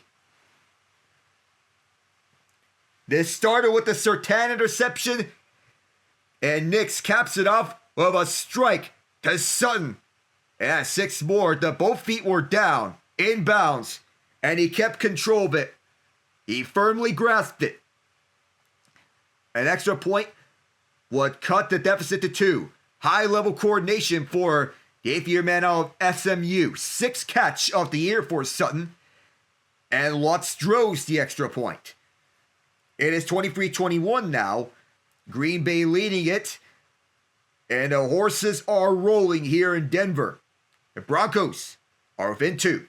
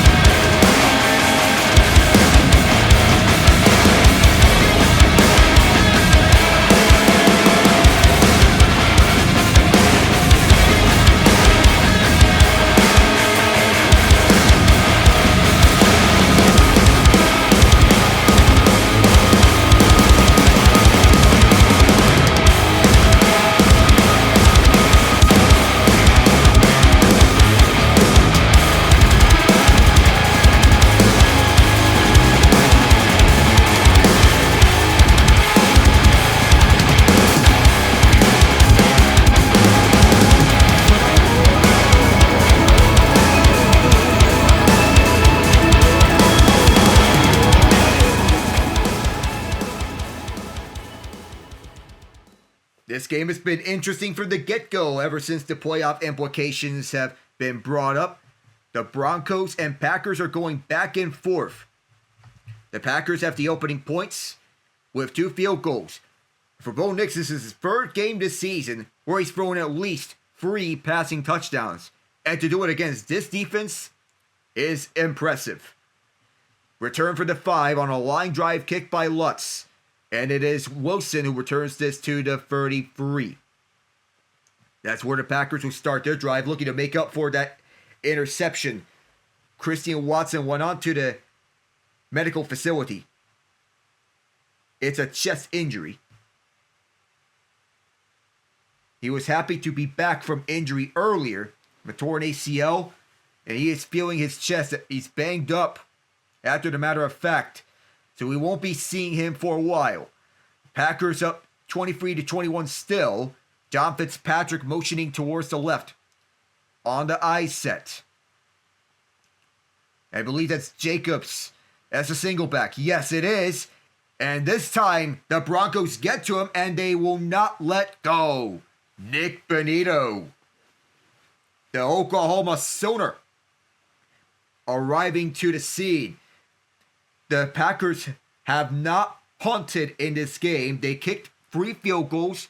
They have 2 touchdowns in their first 6 possessions. And Green Bay is normally so efficient when rolling around, and their offense is quicking. That's just the second time they've gone backwards on a play. The Broncos have yet to have a negative play in this game. This is a late motion or an audible. Play clock at 1. There is a false start. It looked like Rasheed Walker.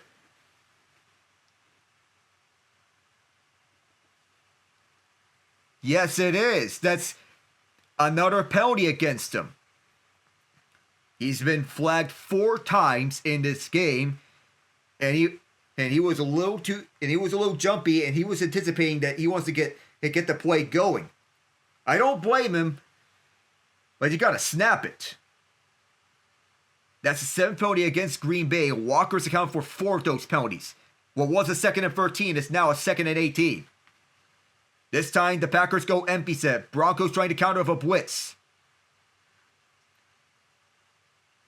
So now, what is the key here? Yes, it is a blitz. The Packers go sideline here with Jacobs. 3rd down. And Jacobs looks like a wide receiver now. 49ers are currently blowing the Titans out of the water, though that is to be expected. The Panthers up 17-10. Colts up 13-9. Here on 3rd and 12, the Packers must convert it if they want to stay ahead of the score. 78 total yards for the Packers, 2 touchdowns. They have converted on their only 3rd down that's been at least 8 yards. They're 3 of 6 overall. Golden motions towards the slot right. Broncos send 4. Love steps up trying to run away from Allen, and he does. He's going to take it himself. He has a running lane. He has a 1st down. He's tripped up past midfield, and he falls shy of the 45. He's not usually a scrambling quarterback, but when he takes those opportunities, he uses legs here as he breaks Allen's ankles. And the blocking lanes from Fitzpatrick and Brooks set that up nicely, as Fitzpatrick knew that Love was going to run. Jahdae Barron was blocked off nicely. 255 total yards for Love on a shotgun set. Love airs this out and is juggled. Incomplete. PJ Locke in coverage.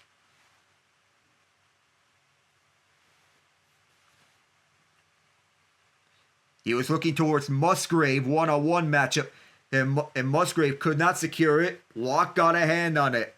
Nice breakup. This physical defense there.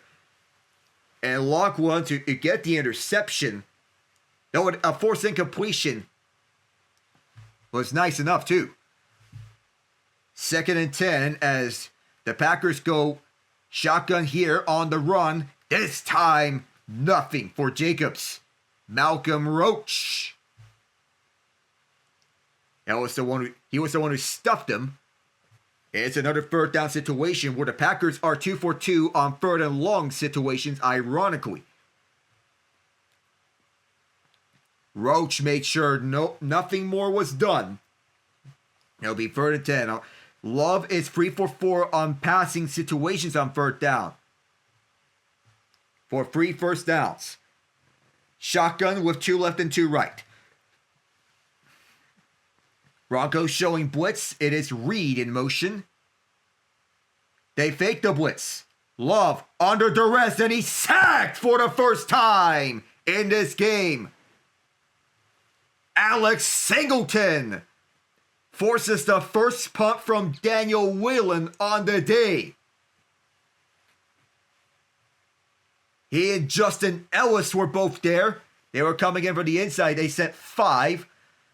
And both Ellis and Singleton crowded onto him with constant pressure. Everything was blocked off. Jonah Ellis, rather, I meant. So now Whelan will send this off. Jonah Ellis, the outside edge rusher. Marvin Mims Jr. is back, on pace to become a Pro Bowl return man, and it's a touchback. 4:51 left in the third. There is a flag down, however. So see where this is. The Rams scored a touchdown, by the way. It's a hold against Isaiah McDuffie. So we'll go to break here with Bo Nix taking the pigskin again. The Broncos looking to go for the lead when we return.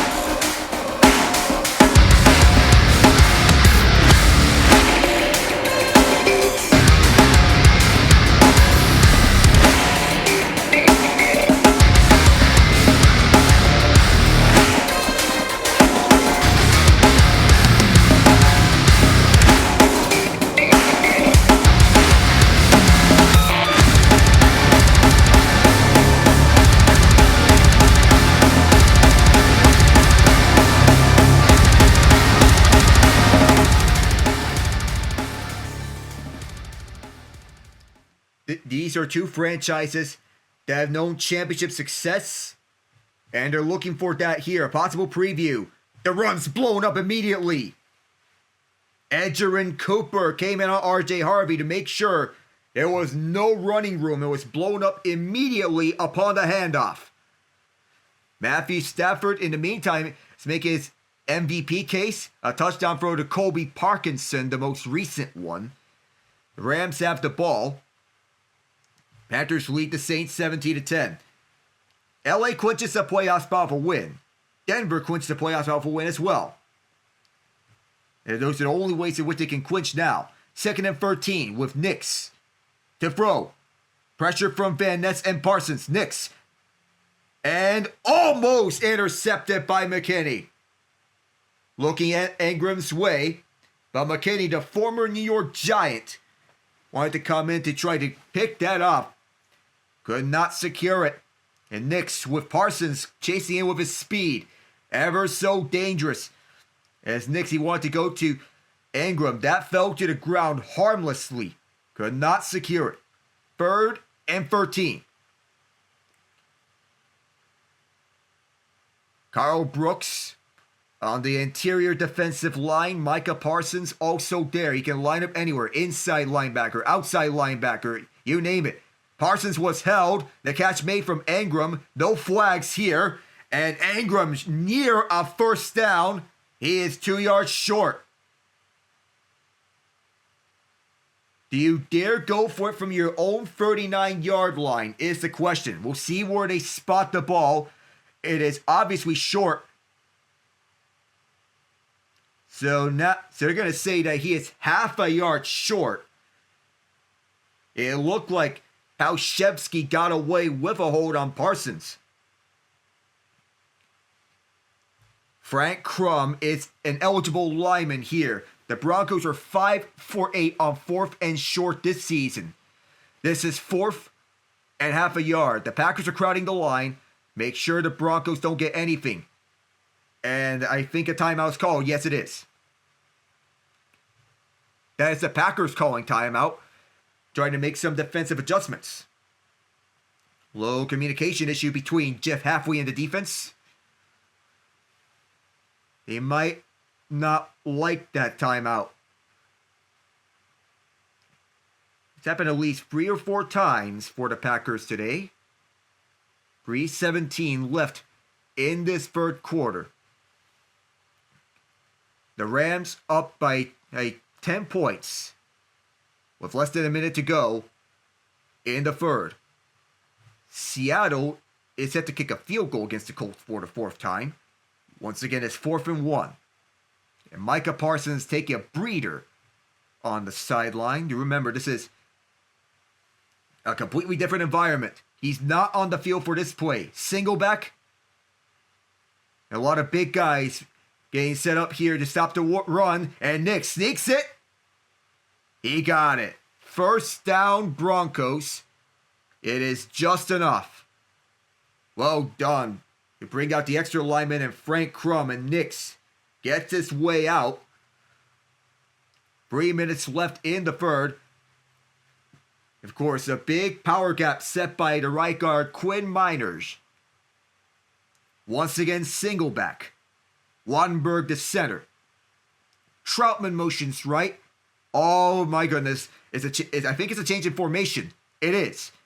On the play fake, Nix holds onto it. And he's going to air this out deep. Here is Mims. Nearly intercepted again. And it's McKinney again. He's been on the wrong end of near interceptions twice on this drive. Mims was waiting for it, and so was McKinney. 2 chances on this drive. And Mims is wide open. And out of nowhere comes McKinney. Literally reads the play. 2nd and 10. With Troy Franklin motioning all the way to the left. They're at the Bronco 40.5-yard line.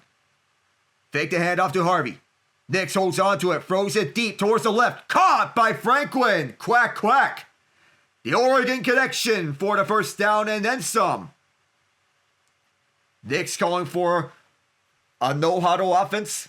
If Troy Franklin catching it at the 44 on the comeback route, then getting some additional yards as he was tackled forwards towards the Packer 42. That's split for 18 yards.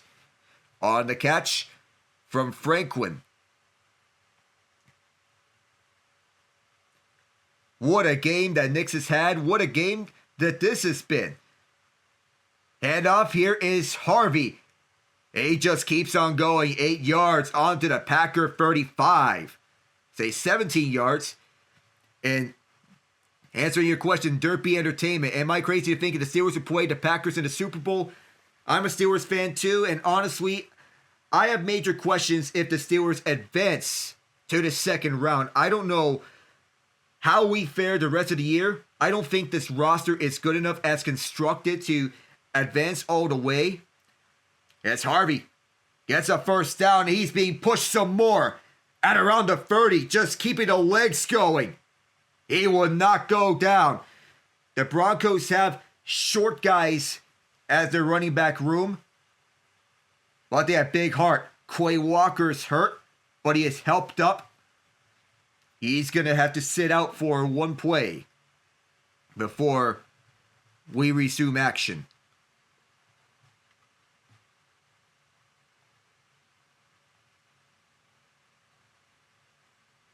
Quay Walker, who was trying to bring down R.J. Harvey, is being helped out to the sideline. And as Harvey's weight being landed on top of him, Lucas Van Ness was also in the area. It's hard to tell about that. 1:07 left, and the clock resumes rolling. Now we're at the final minute. Packers up 23-21 in this third quarter. From the Packer 29, Nix. Parsons has face again, gets it off for Mims on the dump off. Mims spins away for 2 tackles, and he gets a first down. What was a 5-yard catch? Turned into 12 yards, and now Parsons is hurt. He is down, favoring his knee.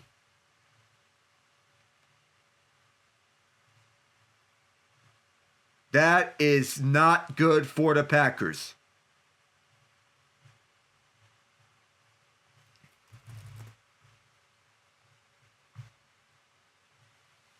As soon as he changes direction, oh, that is a non-contact injury.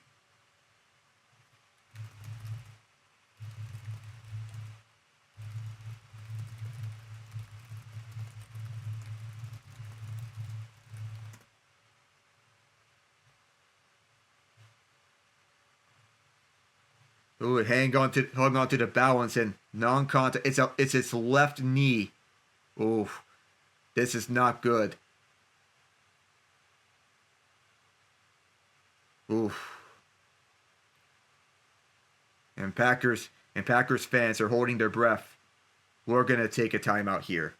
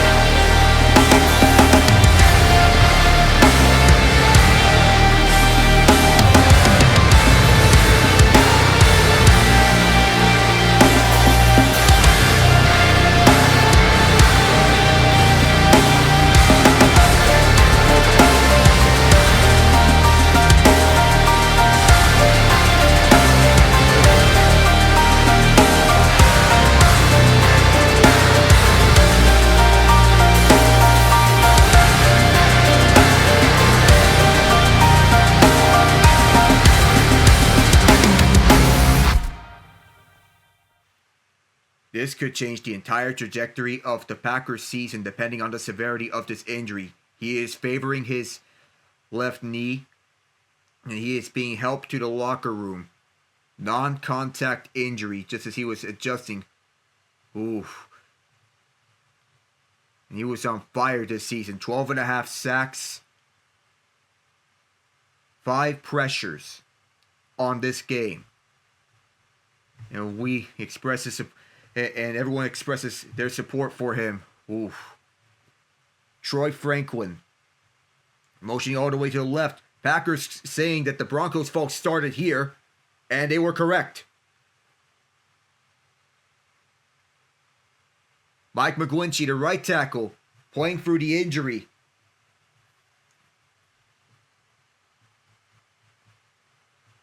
First and 15 as the Broncos are backed up 5 further yards. The clock will roll again. If Green Bay up 23-21, one of the most important games of this season, considering all circumstances. It feels like the life has been sucked out of the Packers after that injury. A season-altering injury is a serious one. Nix, Packers immediately blitz and Nix throws it to the dirt. Angren was in the direction, so it's not an intentional grounding. McDuffie was putting pressure on the blitz up the middle.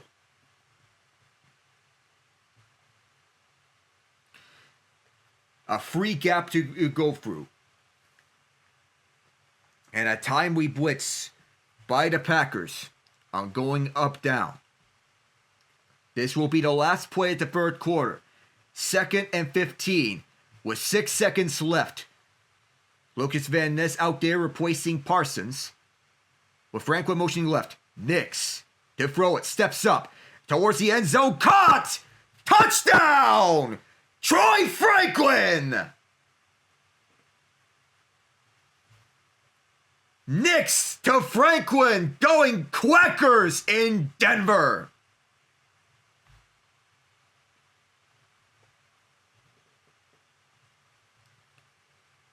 An excellent play call from Joe Lombardi in getting Franklin to motion towards the left on 2 high safeties, and Nix finds the hole to beat out the 2 high safety formation. Wide open towards Franklin and right on the money.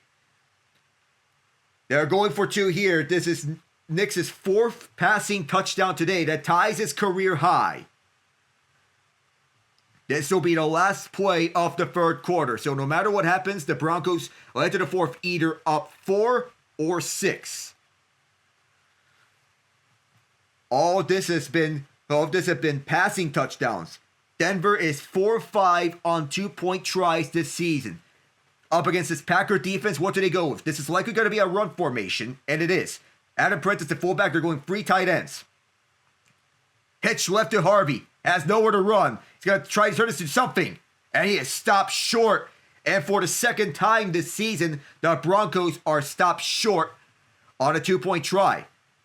Troy Franklin with the 4th touchdown catch from a wide receiver from any Denver Bronco this game. To the 4th we go. Denver leads 27-23.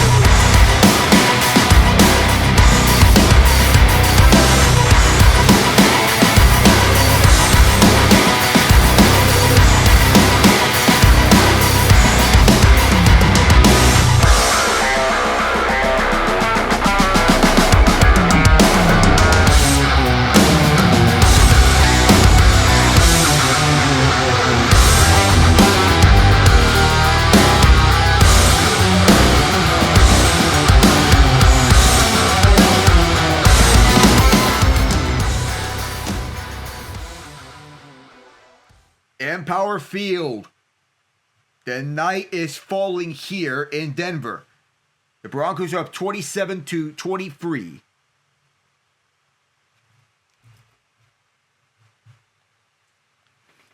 And here, Troy Franklin catching the most recent touchdown from Bo Nix. And the Broncos, they have taken care of possession of the football. If they can hold on to this lead, they'll clinch a playoff spot. This will not be returned by the Packers. So they'll start the drive from the 20-yard line. So that's where they will begin. So we'll start out with this drive. The Packers having slowed down a bit on offense. They'll now drive it. So college basketball is still in the midst of it. But all the action here in football, a lot of playoff spots to be decided. This year's playoffs not featuring the Kansas City Chiefs.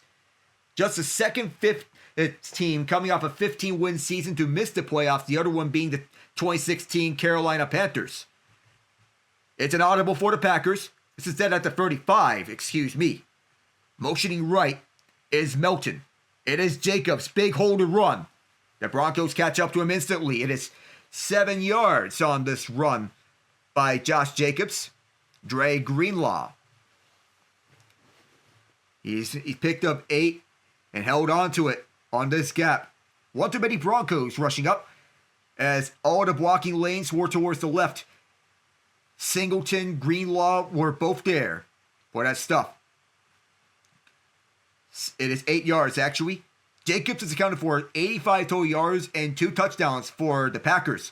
Jacobs to the inside, a first down as he's still plunging near midfield at the Packer 49.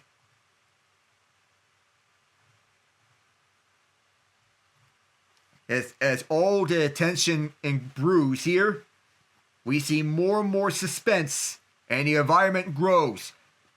It's a first down for the Packers.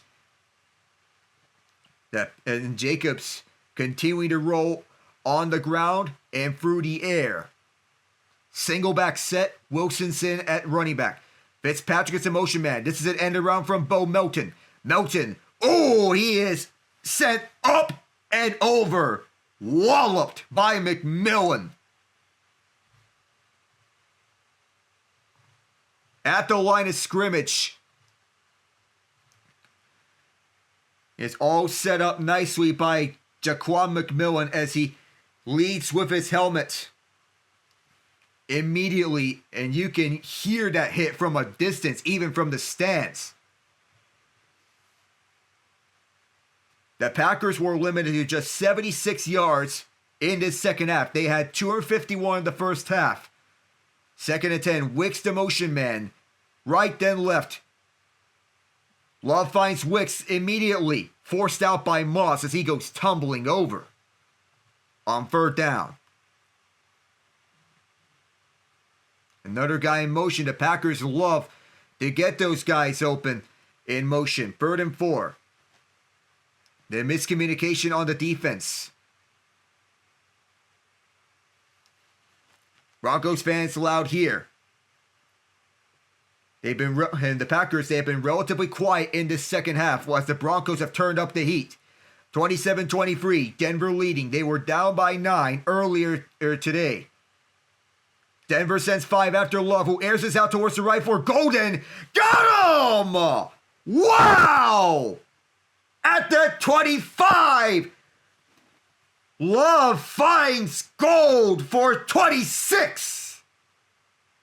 A little bit of a fade route, beating out Jaquan McMillan one-on-one. At the last moment, he sees it, adjusts to it, catches it. Right on cue. Right onto his knee. The hit. The first Packer to ever wear number 0. Past the 20, actually. So this one's going for 30-plus yards. And just like that, Josh Jacobs is stuffed for a loss of 1.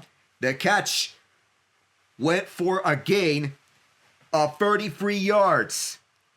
DJ Jones a little shaken up. Malcolm Roach tells him to sub out. And the total yardage totals have been pretty even. 360 for the Packers, 317 for the Broncos. We expected this to be defense. It turned out to be an offensive shootout. Wicks in motion, play fake. Love rolling out right. And immediately it's bobbled and dropped. Fitzpatrick could not hang on. Wide open, instead turns into 3rd and 11. Talanoa Fanga tried to bat it down, but Love adjusted. And Love does a good job staying with his man Fitzpatrick on the throw. 3rd and 11. The Packers have been excellent on 3rd and long situations. We'll see how this goes here. Did they go for the long ball? Did they go for it all? Of 8+ yards, they converted 2 of 3. 5 of 9 overall. Love well protected. And incomplete. He looked Jacobs' way. The defense piled onto him.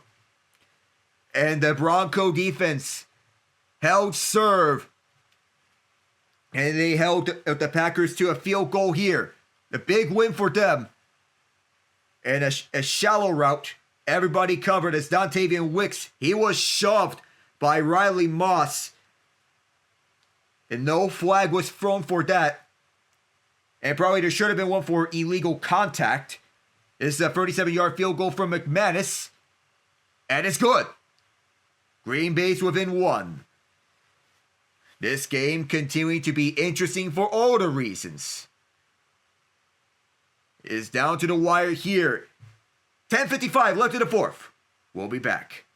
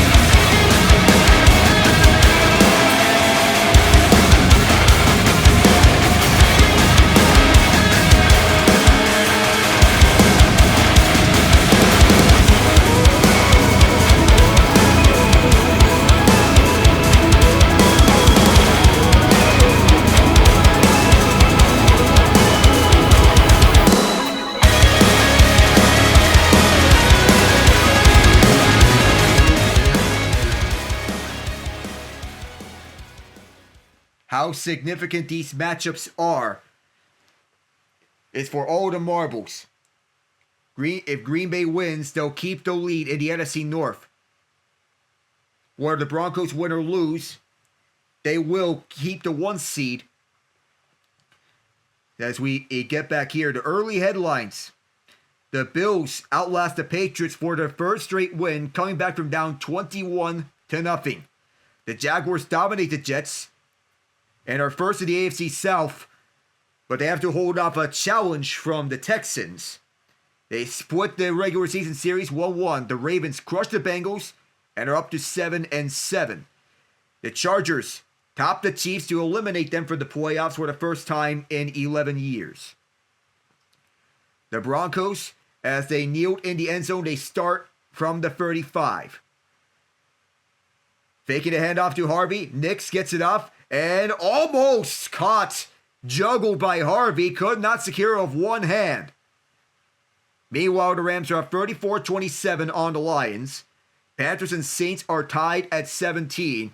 The Panthers have the ball. 49ers are up 34-17 meanwhile.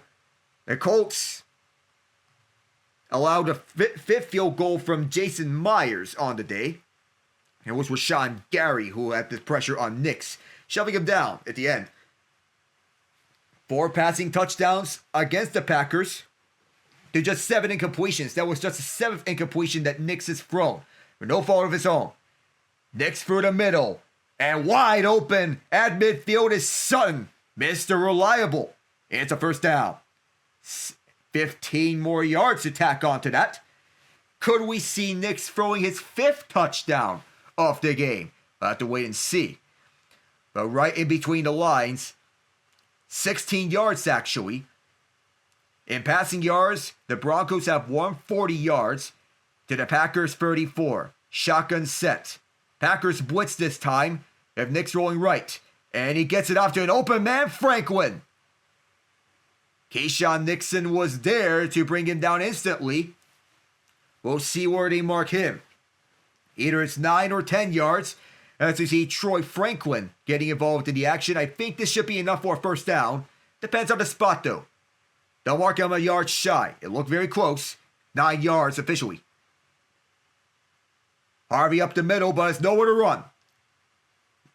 Quay Walker would not let him get away. Harvey tried to evade him, but instead it's a third down. Quay Walker gets in between the gap, in between left tackle and left guard, between Garrett Bowles and Alex Palshevsky. He forced that loss of 2 as he was in pursuit. 3rd and 3. You'd think that they could run the ball, but they're going shotgun now, and it looks like they're going to pass it. Harvey coming back towards the right of Nix. The pass, deep, to Sutton, out of his reach. Just out of his reach, and McKinney was there. From the middle of the field. Now decisions. What decision do you go? 4th and 3. All that room towards the deep left side, and a big hit from McKinney in the end as Sutton. It would have been incomplete anyway, as it was off his fingertips. Right out of his hands. And now a timeout called by the Broncos.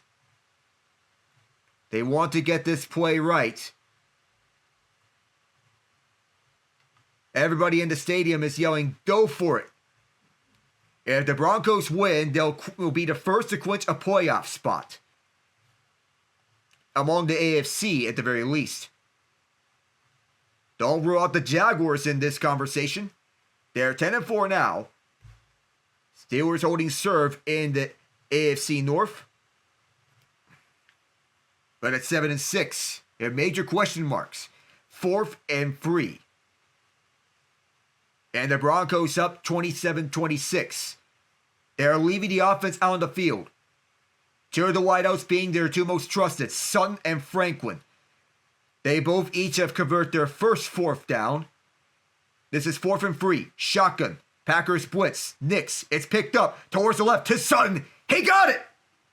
Caught inside the 15. A magician on 3rd and 4th downs. Beating out Carrington Valentine onto it. 1-on-1 with no safety help. One of the biggest plays of this game was Sutton getting ahead of the steps. Carrington Valentine left to the dust. 7th catch. He has total 113 yards. And now a timeout called. And the Broncos go to Sutton in the clutch. And they have done it again and again. And it's not a timeout, it's a Packer challenge. That sets up Denver in the red zone. We'll see. See. One down. Did he control it? Did he control the ball? I think he did. And I don't think the Packers are going to win this challenge. We'll be right back.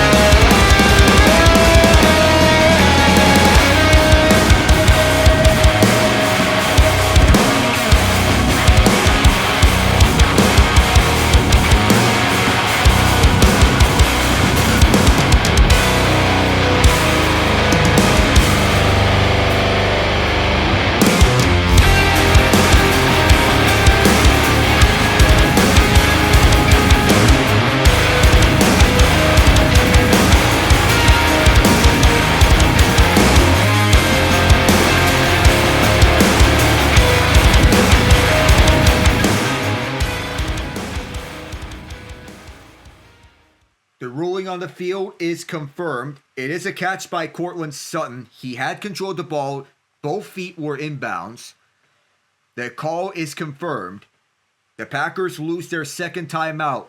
Sutton had his first game of at least 100 receiving yards since week 3. Nix rolling out right. Now throwing it. Tipped up.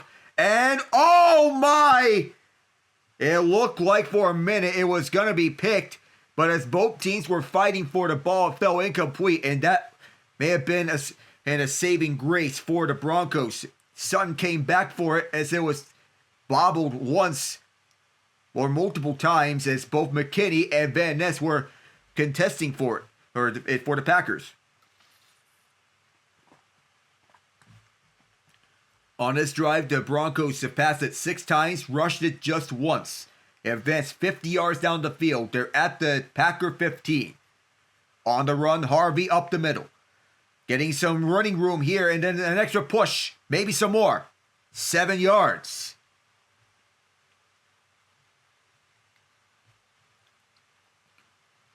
It's a 3rd and short here for Denver. With 8 minutes left, R.J. Harvey doing everything on the ground game to try and keep this Broncos offense going when they're using the legs. They've done a lot when using the arm, and Bo Nix has showcased that, showing what he has coming out of Oregon. In the red zone, the Broncos have thrown for 3 touchdowns. The Packers have just 1 touchdown in the red zone. 3rd and 3. Free play here as somebody was late, and this is bobbled incomplete. But because somebody was late coming onto the field, it should be a free first down. And Nate Hobbs is hurt. 12 guys on the field. Oh my goodness. You gotta have a flag there. That was way offsides by a country mile.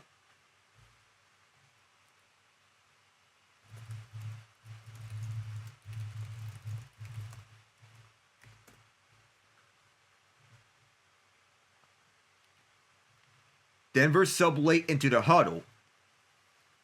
And Green Bay tried to run a player into the field. That was Kingsley Enagbare who was late on the substitution. It's a free first down.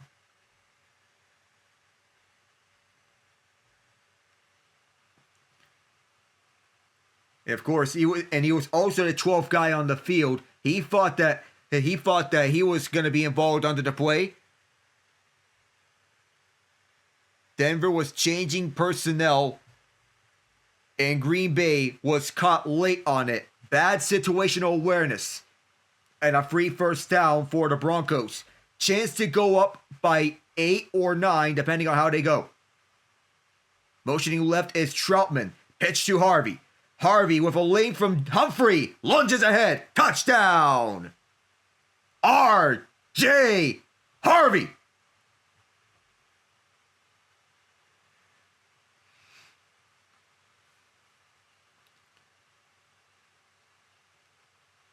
You could go for 2 if you'd like, or you can kick the extra point if you want to keep it that way. Zane Anderson tried to make the stop if the knee down, looking to be short, but Harvey broke the plate in time. The Broncos will kick the extra point. Harvey rushing for a touchdown for the 6th time this season. Kick is up. It's good. He drills this one. But how about R.J. Harvey? It's 34-26 Broncos. There's 7:27 left until they clinch a playoff spot. Nice hole set by both Humphrey and Mike McGlinchey. Playing through the injury, and it's been filling in nicely. It's 18-16 Seahawks. Jason Myers has 6 field goals on the day. The Colts have all 3 timeouts and 18 seconds to operate. Does Phillip Rivers have something in him? 44 years old. Does he have 1 dose of magic left? The legend. Does he keep on going? 34-26. The Broncos lead. The 49ers are 34-24 on the Titans now.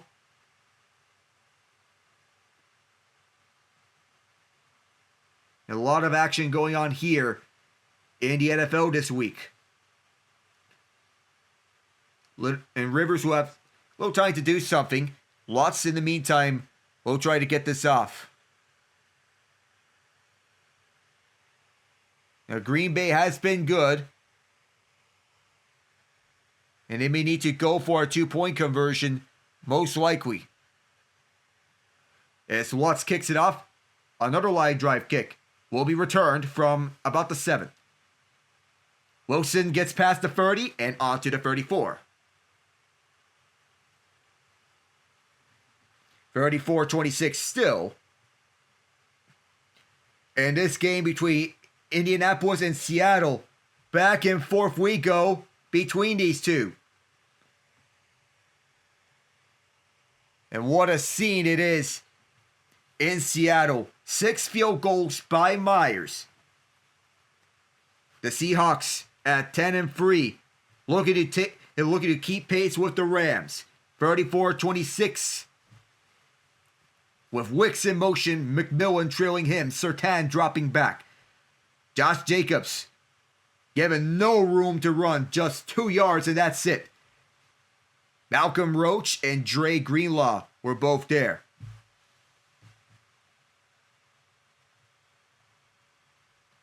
Roach, another former Saint,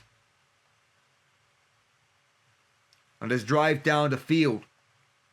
And all of a sudden, the Packers faced with adversity in this game after they were controlling that first half. But the second half tells a much different story. Reed in motion towards the right. McMillan in the slot corner trailing him. Love in the shotgun. Now it's Musgrave motioning. Talanoa Fanga trailing. Broncos blitz. Love throws this towards the middle. Bobbled and intercepted! Riley Moss with his first of the year! He's running this back past the 40. The play is stopped on an interception again. Moss thinks he scored a pick 6. Love was trying to throw towards the middle. And it looked like Dontavian Wicks.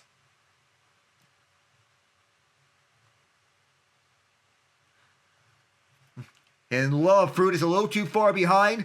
A little bit. Wicks jumped up. If he got a better position, he would have a better chance at catching that. But because he was right in front a little bit on this ball, he had to jump up to try and make a play. Instead, he bobbled it and intercepted it. And Wicks, frustrated, throwing his helmet in frustration on that.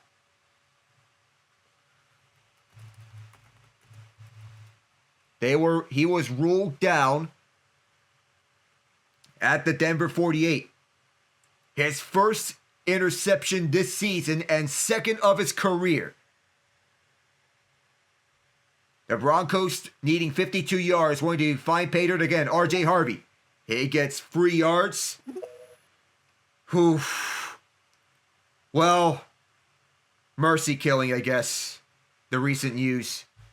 I don't even know what the update is. Torn ACL for Mahomes.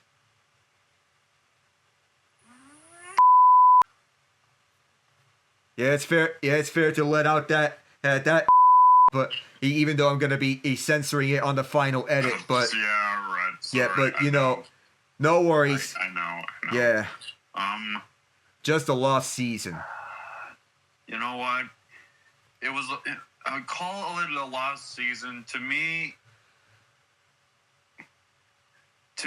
at least, this is a watershed year. It's like I said, every good team needs this year. Now, it came later, but remember, there were a few years that Brady's Patriots missed the playoffs. Near the beginning of his career, which didn't happen for Mahomes, and one where he injured his knee. Now we'll find out. What that is later. But this year, outside the Mahomes injury, had to happen.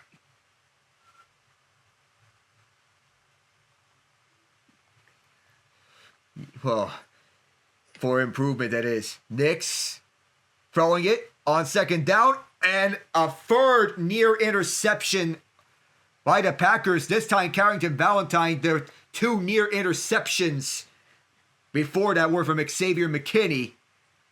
And now it's 3rd and 8. Jordan Love threw 2 interceptions, but a nightmare scenario for the Packers is unfolding before our very eyes. Micah Parsons left the game with a non-contact injury on his left knee in the 3rd quarter. And this is not what the Packers need, especially because this game is falling out of their grasp. 5 for 7 are the Broncos on 3rd down. Packers send 4. Here's Mims. And stop short. Somebody's helmet came off. That is Alex Palshevsky, the left guard. It's going to be 4th down. An interesting decision. Yeah. And they're now saying it here on the live broadcast, Ian. The injury from Mahomes. Jim Nantz and Tony Romo are saying it. It's confirmed. He's done for the year.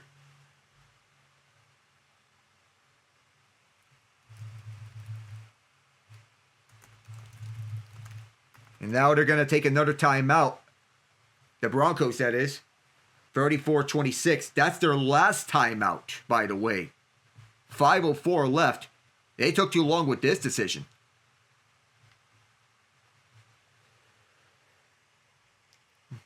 4th and 3. So now if you kick it from here, it's going to be a long kick. You take a timeout in this situation, it's crazy. We have yet to see the official report on what Micah Parsons' injury is. But this is a nightmare situation for the Packers. But if you were the Broncos, would you have used your last timeout or took the delay of game penalty? But they're going to go for it here anyway, so that question may be a moot point. Extra lineman here is Frank Crum. It's a fake handoff to Tyler Beatty. Nix, a strike to the middle, broken up by Edgerrin Cooper. And the Packers still have life. A big time pass breakup by Cooper, one of their two big name inside linebackers. Between him and Quay Walker, just his 4th breakup of the year on a pass intended for Marvin Mims Jr., who was taking the role of Pat Bryant because Bryant is out for this game of a hamstring injury. And that sets up the Green Bay Packers at their own zone with 4:59 left. And with one timeout, that's ample enough time. Not too much time, that's well enough time. Motioning left is Jacobs. Play fake, love to throw it. Pressure from Roach. Airing this out right, throw it away. Closest receiver is Musgrave.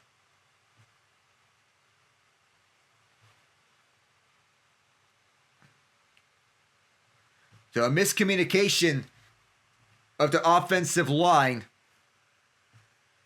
Oh, speak of literal insult to injury. Speak of injury to insult to injury. 2nd and 10. On the shotgun set, it'll be Love. He'll take care of this. Broncos sending 4 after Love. Just a short completion to Reed. He gets away from Greenlaw at first. And he probably should have been taken down at first because that would have been for 2 yards. But he does get 2 anyway. The hard way, that is. It's 3rd and 8.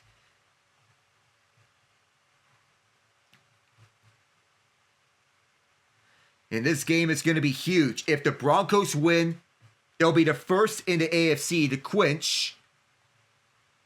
The Lions are down 41-34 to the Rams. If the Rams hold on, the Rams will be the first team to clinch a playoff spot, period.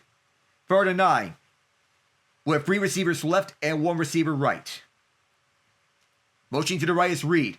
Broncos send 5 this time. Love. Wide open is Matthew Golden. 11 yards and the first.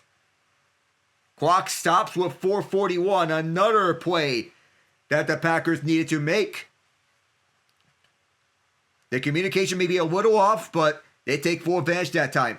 This time the Packers do not huddle up. They're trying to take advantage of a substitution. They're not gonna. It is a catch. I gotta go. All right. See you then, Ian. But big-time players need to make big-time plays.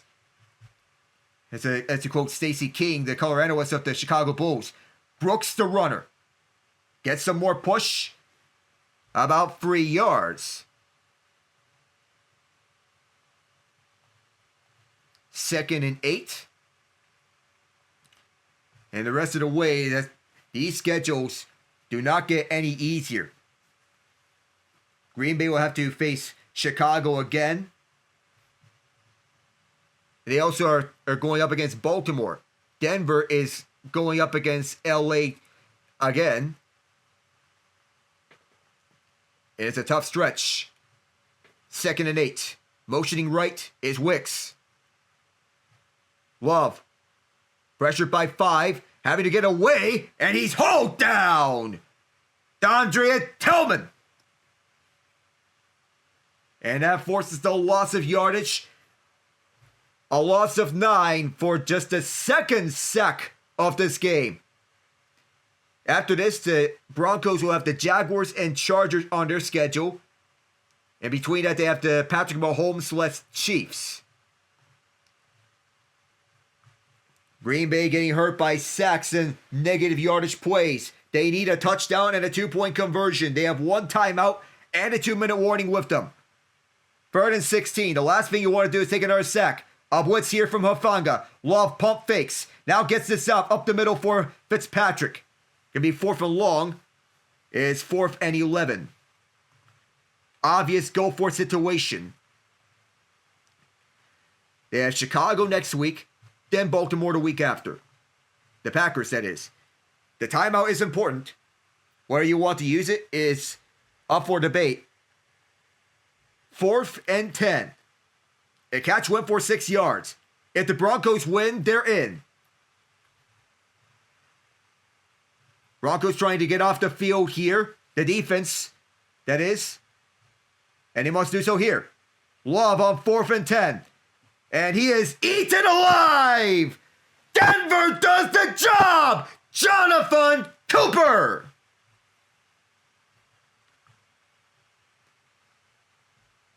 Zach Allen was also there.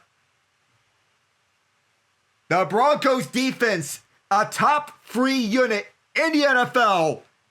They come up in the clutch. And on both edges, Cooper and Nick Benito, they come in right on Love. Both Cooper and Allen eat him alive. And all the Broncos need is a first down to ice this and send them to the playoffs. Sean Payton wanting to get to the playoffs for just the 2nd time with the Broncos as Nix takes a breather. He has an oxygen mask. Do remember, his city is a mile high. The first down marker is the Green Bay 39, or 36 rather. The first play is a handoff to Jaleel McLaughlin. It's 2 yards. And a timeout, I think, by the Packers. Yes, it is their last timeout. Every running back on the Broncos is 5'8" or shorter. RJ Harvey is 5'8", Tyler Beatty 5'8", Jaleel McLaughlin 5'7". Adam Prentice is 6'0". He is the fullback.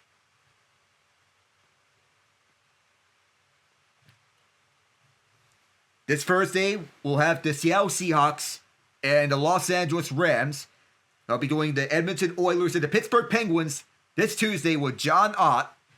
The future schedules. Then on Sunday, it'll be the Denver Broncos and the Jacksonville Jaguars. 2nd and 8. 1 first down can end it. You got to be conservative if you're the Broncos. An incompletion stops the clock. A catch, as long as you're in bounds, rolls it. Nix rolls out towards the right. Take his sweet time of it. He runs to the 40 to get 4 yards. Ooh. And another injury to RJ Harvey of a rib injury. Too many injuries around the NFL. At the 2-minute warning, we'll go to break here. Broncos up 34-26. Can they seal the deal here at Mile High? We'll be right back.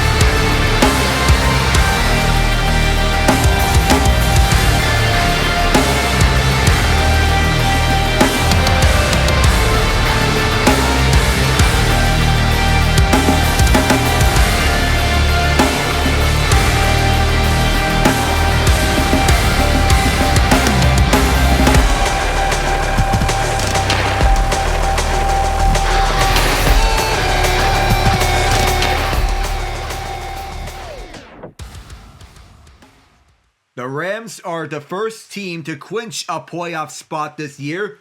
The Broncos, with a first down, will be the second one to join them. Denver has control of the AFC West.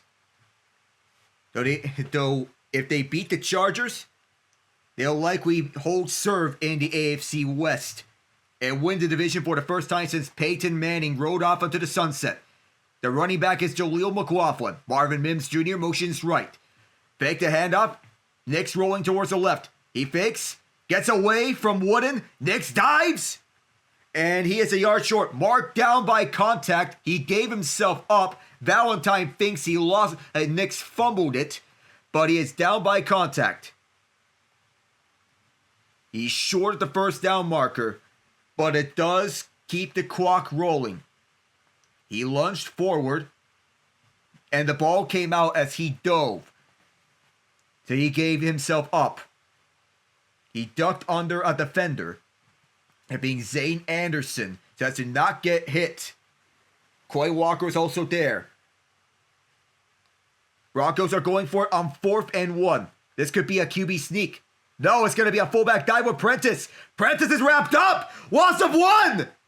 This game's not over yet.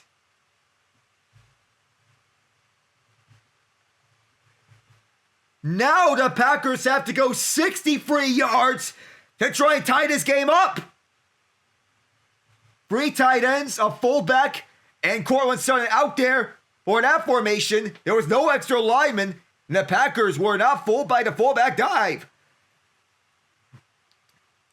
And of all the plays in this quarter, that backfired immediately. It's Edgerrin Cooper. Wrapped him up. Is Denver trying to wrap the game up on a first down? They'll spot it at the 38-yard line, so the Packers need to go 62 yards. 34-26, Denver leading. They need a big stop for their defense. Jordan Love has a penchant for the dramatic. He dumps it off, but it went over the head of Brooks. Clock stops with 1:03. The edge rush comes towards the outside right from Jonathan Cooper, right on Darian Kennard. We don't expect Zach Tom to come back onto this game, as Cooper tried to get a hand onto Love. Could not. Green Bay has won just once in their history at Empower Field. Oh, there's a jump. The Broncos are pointing towards the Packers, while the Packers are simultaneously pointing towards the Broncos. We'll have to see who is getting him flagged here and who is the guilty party to this. Anthony Belton? We don't know.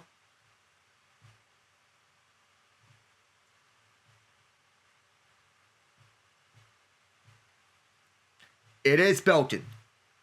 And because the clock was stopped, there is no 10-second runoff. He took an early step. Yet Belton, the right guard. Home field advantage matters a lot.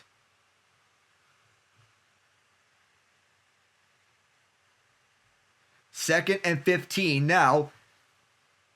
And after the incompletion, going from 62 to 67 yards.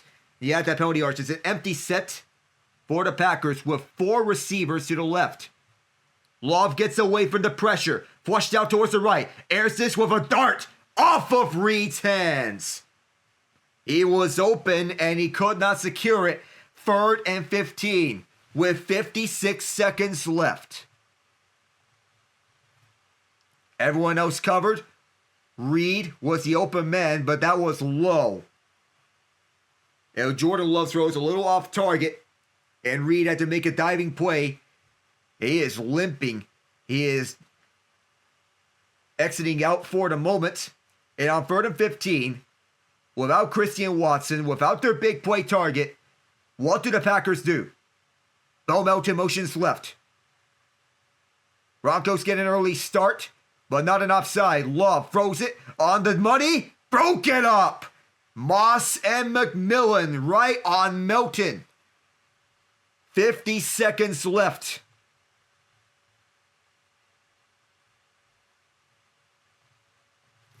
And on the back, as Love tried to find the open target, that was Moss, who knocked it away on the pass intended for Melton.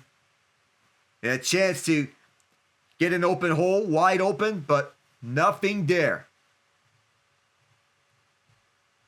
Do they have something in them? 8-point difference. It's a one-score game. Broncos lead 34-26. They must score a touchdown and the 2 points. Love steps up, fires it down the field, short. And the Broncos will hold on. They're headed to the playoffs.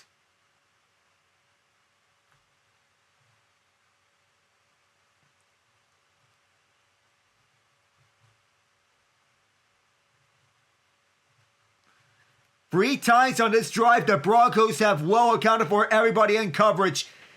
But this time, it's been the pass rush that have pressured Love and forced him to throw a short throw.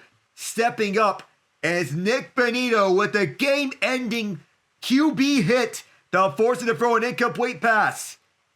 With that, the Chicago Bears regain the NFC North lead. And the Broncos can take 2 kneel downs before it's official. First kneel downs there. And Broncos fans are looking at the 1 seed. They'll hold firm at it. And the Broncos remain undefeated at home, improving to a perfect 7-0. Hello, playoffs! With the AFC West in sight, the Broncos win their 7th straight home game this season. And with the Chiefs out the playoffs, the Broncos are the first team in the AFC to clinch a playoff spot and are on pace for an AFC West title, holding serve on that top spot. Your final score, 34-26, here at Empower Field, overcoming an early fumble. And your player of the game is Bo Nix, 23 of 34, 303 yards, 4 touchdown passes with a passer rating of 134.8. RJ Harvey with 19 carries, 64 yards, 1 touchdown. Courtland Sutton with a career day, 7 catches, 113 yards, and a touchdown catch. Troy Franklin, 6 catches, 85 yards, and 1 touchdown. The other touchdown catches from Lil'Jordan Humphrey and Michael Bandy. And the Packers, Jordan Love put up 276 passing yards, threw 2 interceptions, won them on a tip, 24-40. Josh Jacobs, 12 carries, 73 yards, and a touchdown.